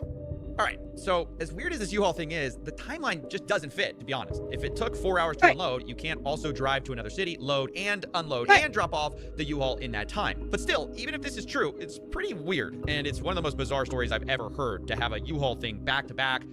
And also, like, why was he driving back and forth so much when that was unnecessary? One of the times you're picking up Legos, the other time you're not, you're taking a camper. Nevertheless, without more proof, we kind of have to move on to another theory of how to find these missing. I feel like this U-Haul thing is maybe a nothing burger at the end of the day, but I think the point of bringing it up is, like, it instills more doubt in Bricks and Minifigs, and I think that's the big takeaway from Lego. This time, let's take the photographs that we have and reconstruct what was the in the photographs to me are like the big Remember, part. that's the moment we lost the Lego. And this time, we're going to combine it with 2 more things. First, from corporate, I got the point of sale records from the Salem store from 2023 and 2024. And secondly, from Crystal Gorman, Remember, I got Chad, they didn't have this list. internal records of Brian's inventory of what was sold or not in order to pay him and keep track of prices. Now, before we piece things together, I need to address something. At the beginning of this story, you saw the social post saying this collection was worth $200,000. That's what everyone knows this story as, the $200,000 Lego collection. But sadly, that post was entirely wrong. In Crystal Gorman's inventory, which has a high and low estimate value of these various Lego items, the real estimated value is about $107,000. They give high estimates and low estimates, but that's right there in the middle. And for simplicity, I'll just be using averages. Sorry, it should have been more here, specific. But understand that, these numbers are not firm, given that they're unsold Legos. It's just rough possibilities. But the point is, it's worth nowhere near $200,000. And Reckless Ben, the one who made the original video covering this, said that surprised him. Yeah, this entire time, literally every single person's been telling me. Yeah, I thought that it was just like what they used for the promo, and that wasn't like exactly what it's actually worth. There were $200,000. Like, that's how much you could sell all these sets for. My original assessment of about $200,000 was going up to his father's house and looking in 3 different rooms with all the sets. It was before I'd actually gone through and had set numbers and done an actual evaluation. I looked at like the earliest estimation, right?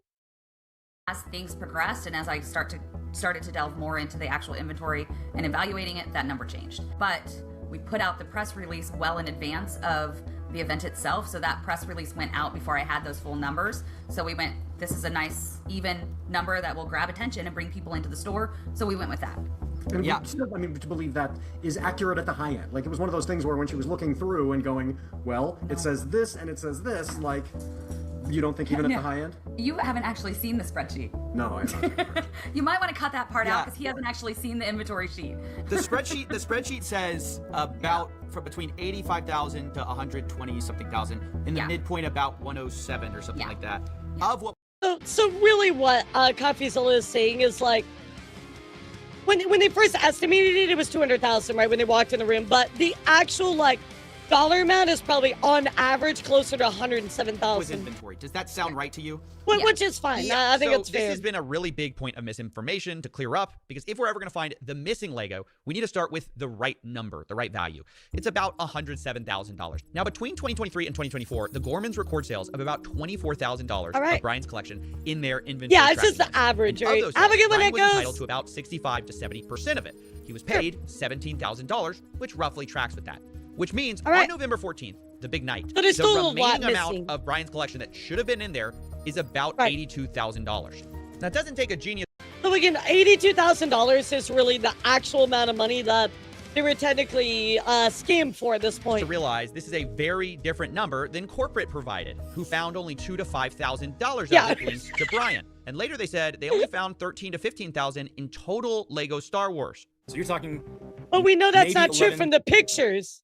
to $15,000 total Star Wars, and that's Yeah, it's all... you know when like those people come in and like value your stuff, like yeah, like Zeke, it's like Pawn Stars, right? They take something in, they're like, oh well, I think it's worth X amount of money, and then you have the specialists come in and they're like, well, actually, it's worth this. That's literally what happened. It was like first look versus expert actual breakdown of it. Whole Star Wars inventory in the whole store. So that's corporate side of the story, but I didn't want to take their word for it. So I went through Crystal's photos myself, which she shared with me, and hired people to go through and hand tag the Star Wars Legos that were in these photos. We looked through over. I mean, again, you're right though. At the end of the day, Dan, it's like the numbers do matter, but also at the end of the day as well, they didn't pay them out for that much money worth of Legos, so that's a problem. 100 plus photos, multiple videos, and matched what we saw with Brian's collection. In the end, I ended up with about $21,000 of Legos, matching Brian's collection that can be proven to be in the store on the night of November 14th. And that's very different from their estimation of 2,000 to 5,000, I think it was. To state the obvious, that's about 3 to 5 times what corporate estimated, at least on their press release. Now, yes, there are inherent... And that's what's in store. That doesn't count anything else, right? Errors in these estimates. Maybe we picked up some Lego that matched Brian's collection, but wasn't Brian's. But even though this is a bigger number than corporate said, I have to admit, even with pretty generous assumptions being made, there's still a huge gap of about $61,000 here that I just couldn't find. But then I learned Brian had made a special side deal with M&R Productions, who had recently purchased some Legos from him. And this is where it starts to get messy. So these are the pictures that M&R Productions sent me, looking at the Lego that Brian sold him. This was stuff reportedly in storage, and it's interesting because of an early inventory list, which had a column called Location. Yeah, Lego has no part in this, and they're never going to weigh in on it. That Crystal used. And it I don't blame listed them. a lot of the Star Wars items as being located in what they called storage. Now, previously, I was told that all of the stuff in storage was put back in the store, but there's a bunch that's on this list that I can't find in the store that seem to appear in these pictures. Now, I've been assured, by the way, that most of these Legos were not part of the inventory spreadsheet. They were never given to Bricks and Minifigs. This is a separate part of the collection. Okay. But I did a check, and 100% of the items that match the Brian collection inventory just so happened to be listed with a location of storage. So this starts to make things incredibly fuzzy, and I'm inclined to believe that a lot of these are part of that same inventory list. Now, if we take that value of the side deal, that's about $10,000 to $20,000 that's not actually missing. Now, it was at this point I started looking. So I guess maybe they came and got it out of storage and they weren't aware, like... more at the point of sales records. I realized maybe Daniel Lego has no reason to talk about this. Too.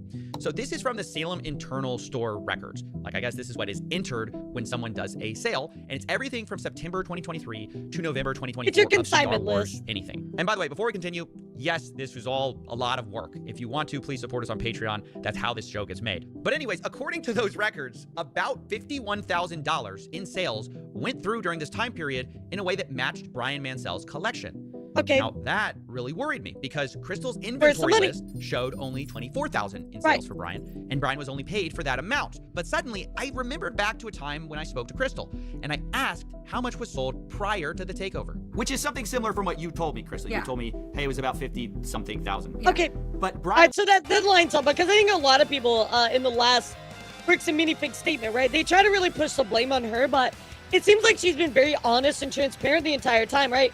About her prior, like theft or whatever, and about the amount sold. So it seems like to me, everything is pretty, she's been very clear and honest. was only paid $17,000. Okay. And it should have been about double that. And I'm just trying to make sense of that, given that everyone's accusing each other of theft right now. You understand? I mean, without seeing any of those records, without seeing those individual tickets, I can't answer that any better. Okay.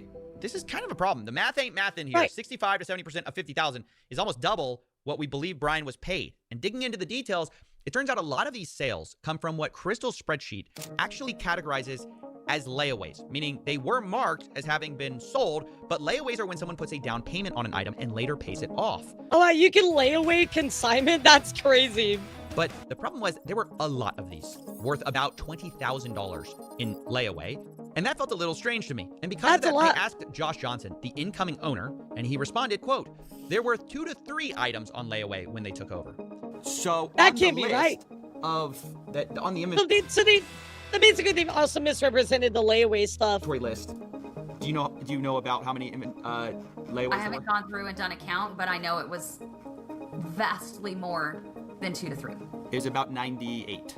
That makes sense. Damn. So there were about $15,000 to $25,000 worth of sets on layaway. Okay. And that would make sense with the revenue. Okay. That's just the part that's that would line up I can't get my head closer around. to what the original. Let me just be really honest. I don't believe there was that much layaway. I don't know. I don't know how that's possible. How could there be that much layaway? I don't know. It's like I don't believe, because I was talking to some people about bricks and minifigs. They go, yeah, there's some layaway. There's not that much layaway. I talked to people who were neutral, kind of on corporate side, but also people who were just normal bricks and minifigs people. They say there's not that much layaway. Help me understand why there's $20,000 worth of layaway here.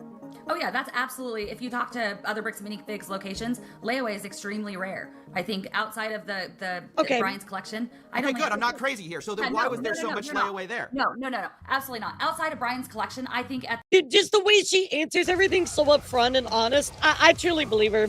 I really do. Like, I think you can tell in her body language. I think you can tell in the way that she's addresses everything. She doesn't try to like skirt away from it. I trust her. I do. At the time, we maybe had 2 used sets on layaway outside of his collection. It was not a common thing traditionally. I don't know that we'd ever done layaway before the collection came in. Okay. With Brian's collection, it was a little bit different because so much of this collection were new in box, all in one place, reasonably priced, and a lot of the harder to find items. And so customers would come in and put, I'm gonna guess, probably half of those layaway items were not going to be sold to the person who took them on layaway, because we had several that would put them on layaway and then change their mind. So this was something. I think because basically what she's saying is like the stuff was so rare and it was all in one place. People wanted to kind of, just get their hands on it, right? Something like somebody would come in and want 10 different sets, but only be able to buy one. Right. Can I put the rest of those on layaway so you don't sell them? I'll pay $10 to put these sets on layaway. Traditionally with layaway, we would ask for 10% down. They'd have 30 days to make their next payment, or we'd refund the layaway amount and then put it back on the shelf. Because this collection was the collection it was, and I wanted to give these people the opportunity to... It was just really special. To get these sets, we were a lot more generous with how long and the amount of payments that people could make towards the layaway. So a lot of these, we had several of them. I think one of the Ewok villages, we put on layaway 4 different times, and then it came off of layaway and back on layaway and then off and then sold. So a lot of these would have gone on and off of layaway and then back out on the shelf, just depending on... This is very new information that we didn't have before. We had no idea about layaway type stuff, but it makes sense, right? And the numbers are supported now. And that's the big point right here, right? On layaway. That's what we've been looking for. Completely unique to this collection. So look, I'll be honest, I don't trust Josh Johnson, but something is weird here. So a lot of these are, look at this, it says POS final sale price, but it's listed as a layaway, but it's sold for $5.99. Yeah. Because it matches with the store sale price. Okay. So were they on layaway? Were they accidentally marked layaway on the spreadsheet? What's going on there? I mean, without seeing the actual sales ticket and seeing what else, what items were sold together, what else was sold with it, I can't actually see the sales ticket. We had several layaway items in which customers were putting multiple things on layaway, paying for most of one item, and then, or they were buying, 8 different things together, and then putting all of them on layaway and making. I think one thing to consider too here, Chad, is that this whole collection. Some of the sets, especially the sets from 1999 to around 2005, when in good condition, still in sealed and for a fair price, are like the holy grail for collectors. Exactly, like a lot of people look for those types of ones. Yeah, if I accidentally slam my drink on my desk and it makes it cut out. But yeah, absolutely. I can see why they would want to put it on layaway, because they want to make sure that, again, these sets are really highly valued. I think the one thing to kind of pull away from this is this whole consignment deal was very complicated, but it's made more muddy by the fact that Bricks and Minifigs is oh, well, it shouldn't have happened, and all these other irrelevant details that don't really ultimately matter, right? It's just lie upon lie upon lie upon lie. Payments on multiple items at the same time. Our Ewok village was one of those cases. At some point, he had, I think, 8 or 9 different items on layaway. So they come in and make a payment for a bulk payment. You know, I've got 800 things on layaway. I'm going to make $100 on my payment. One customer in particular would do that, and then when he'd gotten up high enough to pay for one set, we'd pull that set out, mark it as sold. So without seeing the actual tickets and my layaway records, I cannot answer a question any clearer than that. But I even found more than that in this POS data. I also found about $10,000 in sales that match Brian's collection that were not marked as sold under this inventory spreadsheet. Some of our things that were not found were explained by the POS system because they were found in the POS system as being sold. So like they weren't marked on the spreadsheet, but they were marked as sold via the POS system. And this is about $10,000 worth of Lego that basically were matched. See, and I don't know. Take anything happening from, let's see, sorry, I'm trying to do math. Wait, what does this imply exactly? I don't know without being able to see all of the records. There's a possibility that the consignments were ended when I wasn't at work, and I just didn't go through and pull them up. They didn't get put in a consignment ticket. I hadn't gone through those consignments in a couple of months. I hadn't gone through the inventory in the back room in a couple of months. So it is entirely possible. I will definitely say their bookkeeping sucks. There were sales that were finished that I never clocked as being finished. I don't know that without going through and actually seeing it. Also be at least like to give her some grace. I will say they did force her out of her store like very, very fucking quickly. So he probably never really had the time to, rectify a lot of this stuff. But to be fair, you should have done that a lot more often. But you're saying it's possible stuff was sold, not updated on this inventory list. It's entirely possible that stuff did not get updated on my spreadsheet. I'm not Weekly. going to sit here and claim it's not possible. You know it's what? possible I missed things. Whatever. So where does this leave us? I know some people are jumping to conclusions here, but I must remind you that on the night of November 14th, 2024, Crystal Gorman was concerned about Brian getting paid or not getting paid. He has not been paid his percentage yet, and if I don't have the tickets, I won't know how much I need to pay him. Okay. So Crystal, ultimately... Yeah, absolutely, Nick. That's a business thing and not necessarily yours. Brandon will take... Because taking on the business, he takes on all that kind of side then. So obviously, one could see that and say she was intending to reconcile with Brian. Maybe she hadn't gotten around to it. And of course, corporate will probably take a... I mean, again, like, they did push her out the door, so it would have been on Brandon to make all that right. More cynical view of what she's doing by printing these receipts. But the point is, regardless of whose side you're on, I think we can all agree there's a lot of weird stuff here on all sides. Abnormal stuff. Sure, maybe you can chalk some of this up to bad record keeping between the U-Haul, the layaway, the $20,000 in Lego sets that corporate called $2,000 to $5,000 that was there that night, the off-book deals. But even if we can't fully know 100%, what these weird things were about, I think they tell a story of what actually happened to Brian's collection. In a way, multiple people, I think, are kind of right, kind of wrong. The Gormans were correct that more of that collection was there that night. Yeah, Sapphire, I think that there was some fair confusion about the collection, right? And I think that it did come from the original owners. There was, whether it's bad bookkeeping or just disorganization that was there, right? But the most important part is how Bricks and Minifigs responded to it initially. And that's what caused us to spiral out of control. Had they been like, yeah, everything's super messy, but we're going to do everything we can to make this right, and not acted the way that they did, this would not have been a problem, right? But now we're at that point. So, yo, what's up, Jack? How are you? Good to see you, sweetheart. Welcome in. How was Skyrim? We're watching more about the Bricks and Minifigs stuff today. How's it going?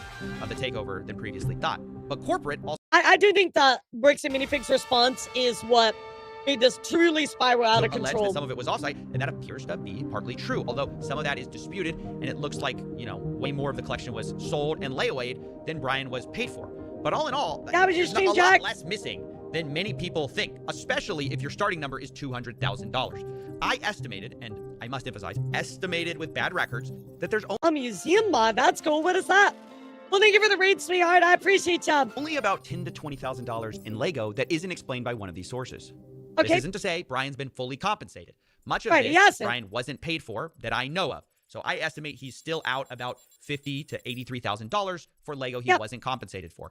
Because he I always think was honestly that's something that compensated, Bricks and Minifigs for like 20 or 30. should handle and make right, regardless of what a franchise. I mean, it was that side deal, right? So that's also a does, consideration. The old one, the company behind it must stand behind their product, their service. Yes. And I can't imagine a better example Yes. of a company doing the opposite. Unfortunately, literally, Bricks and Minifigs, literally, like, that's the whole thing with a company, right? Like, if something gets fucked up, unfortunately, it's on you as a business to deal with the repercussions of that. Even if you're a franchise, you're the franchisee, right? You still have to, you take on that ownership and responsibility. And the fact that they've just done nothing for it is insane. chosen to deflect and dodge responsibility at most opportunities and created a really awful customer experience that has snowballed into this crazy series of events. But instead of taking accountability for that, they've taken an aggressive legal strategy, which I told them personally was a horrible idea. Yep. As of writing this, Brian Mansell is being sued for $1.3 million as part of a legal campaign. 1.3 million? Are you insane? And any of the associates. Remember, Brian is the same guy who lost all these Legos at Bricks and Minifigs store. And I told the CEO and COO that's ridiculous and they should drop this. Look, mistakes have been made by plenty of people here, but there's a lot more people who have inflicted self-wounds, the likes of which... I was gonna say, like, you gotta understand, like, your prior statements, but also this whole body cam footage that came out, such a bad look for you. Pay them back, cut your losses, and try to rebuild your brand, dude, because you were just like... rarely seen by just choosing the worst possible path at every fork in the road. No pun intended. But the best path to making things right, in my view, is by just making Brian whole and moving on. Drop the aggressive legal strategy. You are a Lego store at the end of the day. You are supposed to be about fun, not about a rerun of Suits. But anyways, that's my investigation. Those are they are. They're trying to bury them with legal fees. And I knew I wanted to approach everyone involved in this whole story with my results and see what they thought to close things out. Does all that make sense to you? Because I'm showing everyone in this story and saying, hey, the thing are that any of these numbers blowing your mind, or is any of this crazy to you? No, it's not crazy. But what's crazy, again, like, all the photo evidence that both sides have points to there being, sure, $20,000 worth of Lego, of Star Wars Lego in the store that night, right? I don't know, man. I'm just, like, can people understand maybe why there was some confusion and why there was some hesitation when somebody comes in and says, hey... I think legitimately all of us could understand it, why there was confusion initially, right? I can get that. But you guys chose every bend, every pathway. You chose the most aggressive, evil way to do it, to go about it. And that's the problem now. Because you morally were given so many opportunities to make it right, but you didn't. That's the problem here. I think they're so hung up on the amount of the money now that they're not considering all of the legal and moral implications and why people don't like them. You owe me $60,000 worth of product in Lego, and we go, we don't even know who you are. Like, yeah, Crystal mentioned something about consignment on her way out the door. And we go, sure, we'll get that figured out. But then the guy just walks in and demands $60,000 worth of Lego? Like... Yeah, but why did y'all jump to immediately suing? And then also you're like, oh yes, we'll make it right. And then you ghosted them. Like, what am I supposed to do other than say, cool, show me, can you show me the proof? But that's not what y'all did. There's so much of a dispute on the timeline, and this is what's going to make this story so hard to tell, is like, they say, you guys are unreasonable. They tried, and eventually they gave up. But they say they tried it. They were basically met with, like, unreasonable requests, things like that. So... Verification? Documentation? Is that unreasonable, you think? Well, I think they would say they provided the documentation, and you guys say you need more documentation. So, I mean, that's kind of the... Right. A spread... Like, I understand. A spreadsheet and a contract are a good start. Yeah. Yeah, but we never got that. That was never sent to us at corporate, by the way. Y'all do have the spreadsheet, though, yeah? That was shared online, but months after we asked for it. It says it's... Okay, so... if you were listening right now, I'm going to back this up just a second, because this is such a pivotal moment right here, chat. So if you're here, type 3 in the chat, because I want all of y'all to listen to this shit, because I already saw the clip on Twitter, but this particular part right here is what absolutely destroys Bricks and Minifigs, in my opinion. I think that this right here destroys the entirety of any possible... I mean, I doubt you have goodwill for them, but anything in their defense is absolutely torn down right now. Check this out. Understand, a spreadsheet and a contract are a good start. Yeah. Yeah, but we never got that. That was never... We never got the spreadsheet or the contract, okay? That's what they said. Sent to us at corporate, by the way. Y'all do have the spreadsheet, though, yeah? That was shared online, but months after we asked for it. It says it's. I'm so confused. It says I'm on the file right now. It says storage used, owned by BAM Franchising Inc. Owner Salem.or bricksandminifigs.com. What are you looking at? It says owner Salem.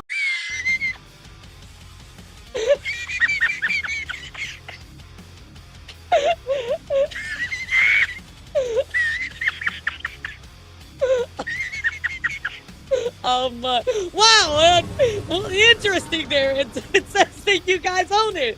Whoa, that's odd. You said you didn't get it though. Whoa, that's a strange chat. Wow, Dragon thinking we can think of us on the spreadsheet.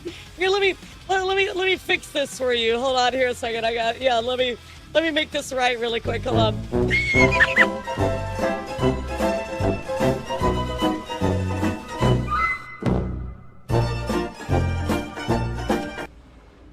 Here, let me fix this really quick. Hold on.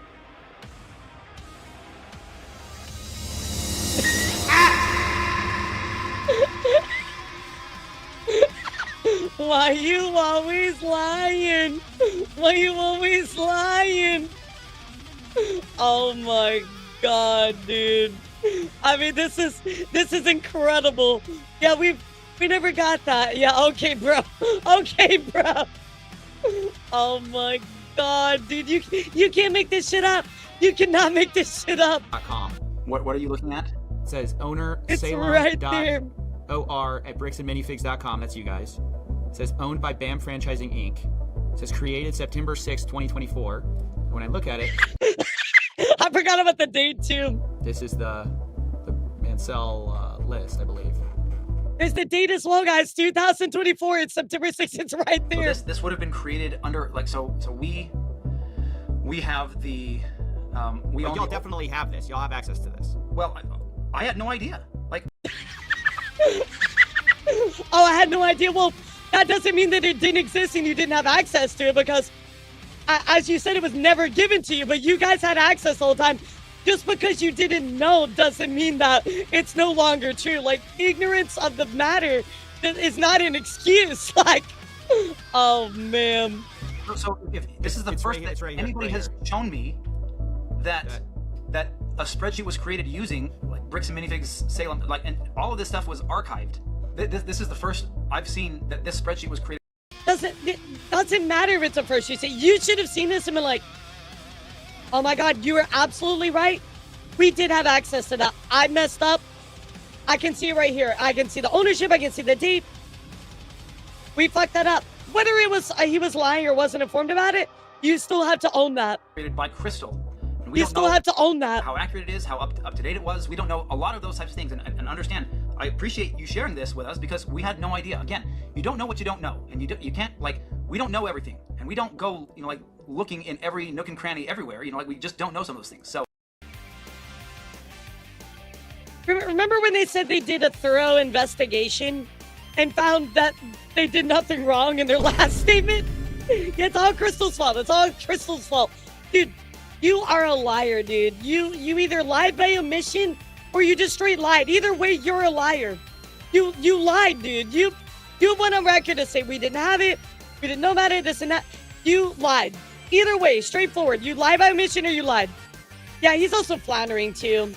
So if that's there, we can now have our team go look for that. When it comes right down to it, they're going to have to make a judgment call and say, who's telling the truth? The people who were taking all the pictures and say, and we couldn't take pictures of everything the night of, but we're being honest consistently, and the people who are saying, yeah, that's literally your job. Like, guys, look, it's one thing if it's like a personal drama, right? This is a actual business CEO that owns a million, whatever amount of money. I think it's millions, right? $1 million business, right? You have to look into that stuff. You're responsible. The buck has to stop somewhere. It stops with you. You're the CEO, bro. Oh, we didn't see that. Oh, we didn't look into that. Well, why didn't you look into that? Number two, when you're presented with new information, why are you not adjusting your argument or trying to make things right?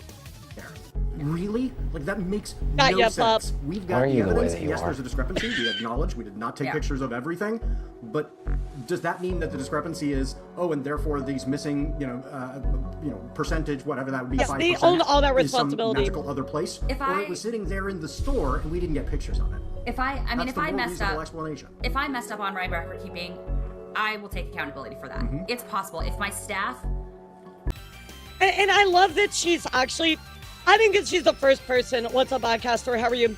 I think she's one of the first people that in the entirety of all of this has said, I will take accountability. Can we get some fucking claps? Holy shit, finally! Somebody that wants to take accountability. I mean, here's the thing too, like, she also got forced out very quickly, so she didn't really have time to make things right. But nonetheless, I'm really, really glad that he said this. didn't draw attention that consignments had left out, so I'd move them to the thing. Any of that, I will take accountability to that. I am more than willing to do that. I need BAM to show me those tickets. As they promised to do. I will sit down with Brian and talk this over and figure out what we missed and where it was missed and how it was missed. Yeah. And make that right with him. I mean, that's new information no one's ever found out. That's like awesome. They're going to lose hundreds of millions of dollars because of their own wrongdoing. They're literally going to destroy their entire company because they're this stubborn over maybe $20,000 worth of Lego. Sure, I'll be keeping you in the loop with what Nice. I'm excited. This was good work. My other final thoughts is, dude, you solved it, dude. That's awesome. Yep, so we know Brandon Best and Josh are no longer working there. Bricks and Minifigs are suing Brian, we know that.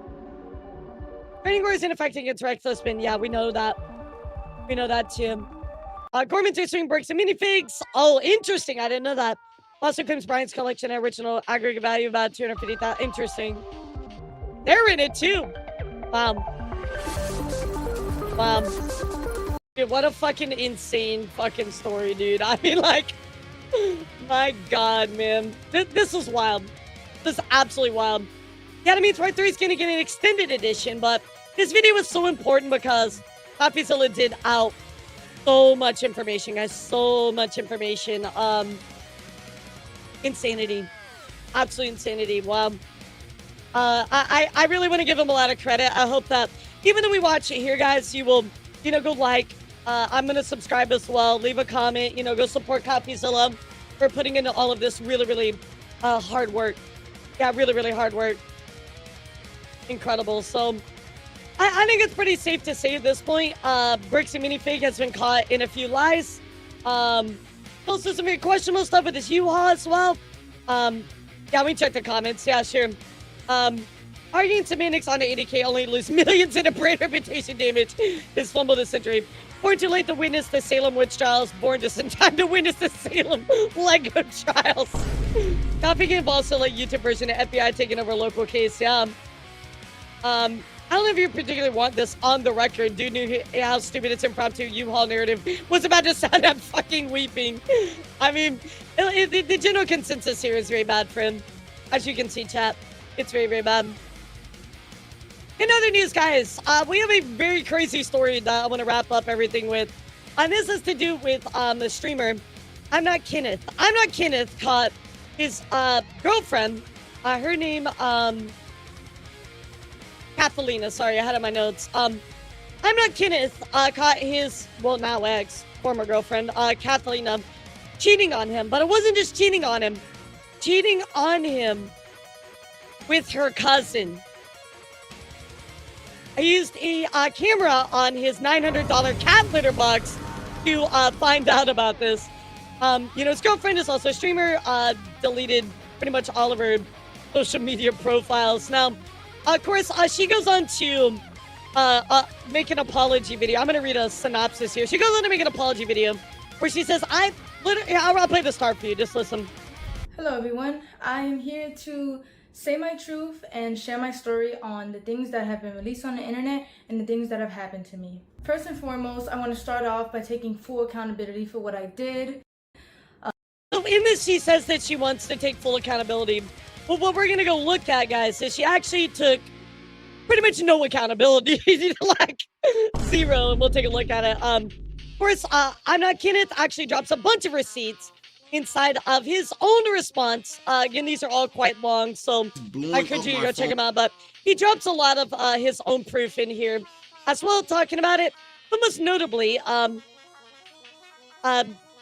she allegedly reached out to a reputation and PR crisis management person right after the cousin cheating allegations exploded. Of course, the goal was to script a narrative with false SA abuse allegations to flip the script and distract everybody from the cousin situation. So he did accuse him of SA and abuse. Again, so he responded to this. Kathleen's apology was talking about where she lost herself, all the accusation against him, and of course, the family allegedly threatening him to take his videos down. So let's go take a full look at kind of how everything, happened. Again, this was caught by cat litter box, by the way.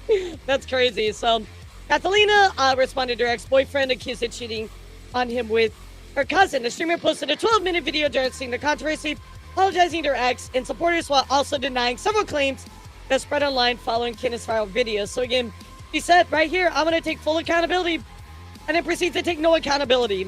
I want to start off by apologizing to the person I heard the most in this situation, which was my ex. The response comes days after Kenneth shared a video claiming he discovered explicit messages between Kathlina and her cousin after accessing footage from a camera built into a smart litter box located in her bathroom. Kathlina admitted wrongdoing in the relationship, but this viewer reports that she had cheating allegations throughout the entirety of their relationship. Not her having texted her cousin she wished she wasn't related because could see herself in a relationship with him. Oh God, was that in his video? Oh my God. There was a rumor going around that I was cheating my entire relationship. I've been doing this for months, which is completely false because the only recent incident occurred. It doesn't matter. You still did it, right? She also denied rumors that she been disowned by her family and claimed she had no involvement in writing a note that circulated online after the controversy. She didn't accuse her ex, right here, I'm not Kenneth, of abuse. She also made allegations against Kenneth, claiming the pair were involved in what she described as a toxic and abusive relationship that lasted roughly 2.5 years. My ex was never a saint until he paints himself out to be.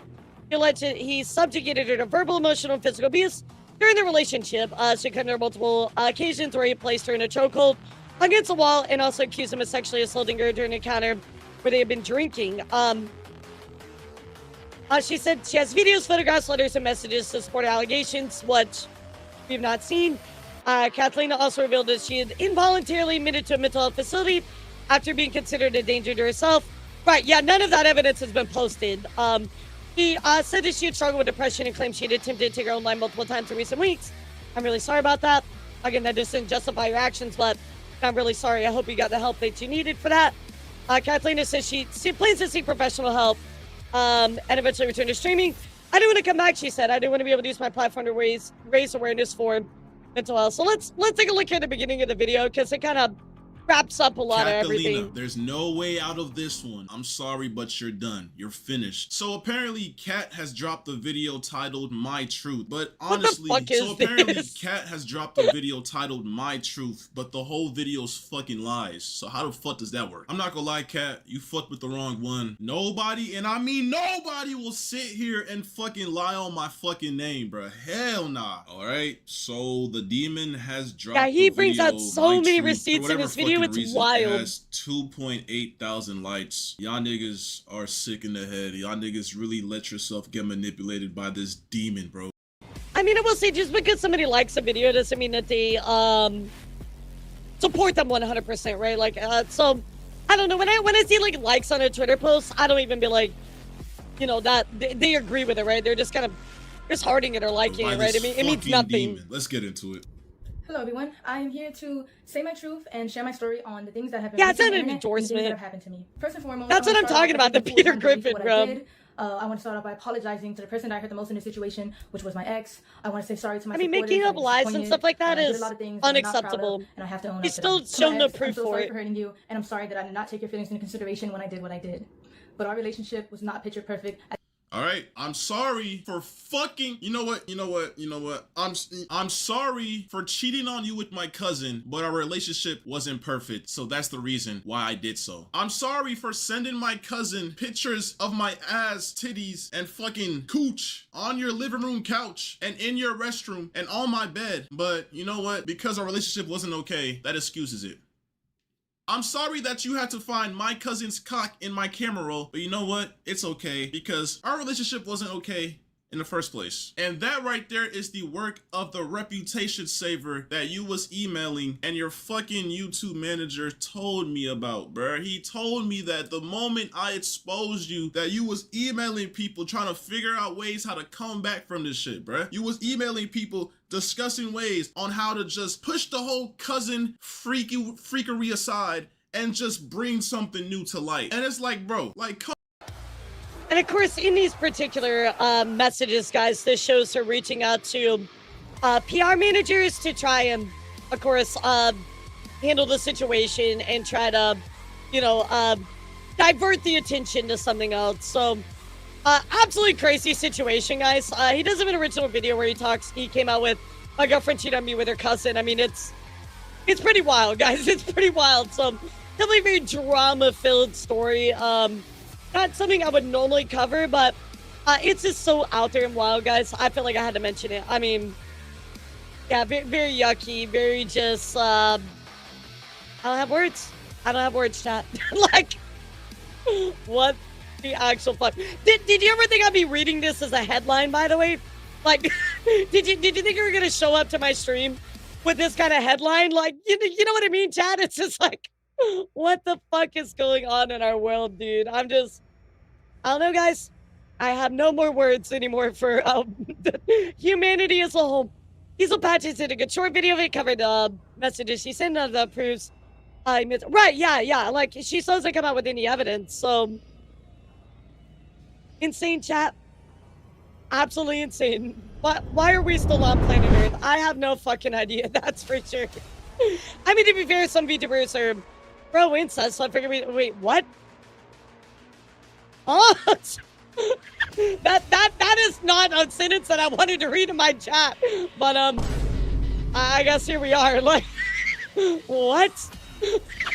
Oh man, I don't know about all that, and I don't think I want to know about all that. So I think I'm gonna stay away from that one, guys. That doesn't sound like that's really up my alley to talk.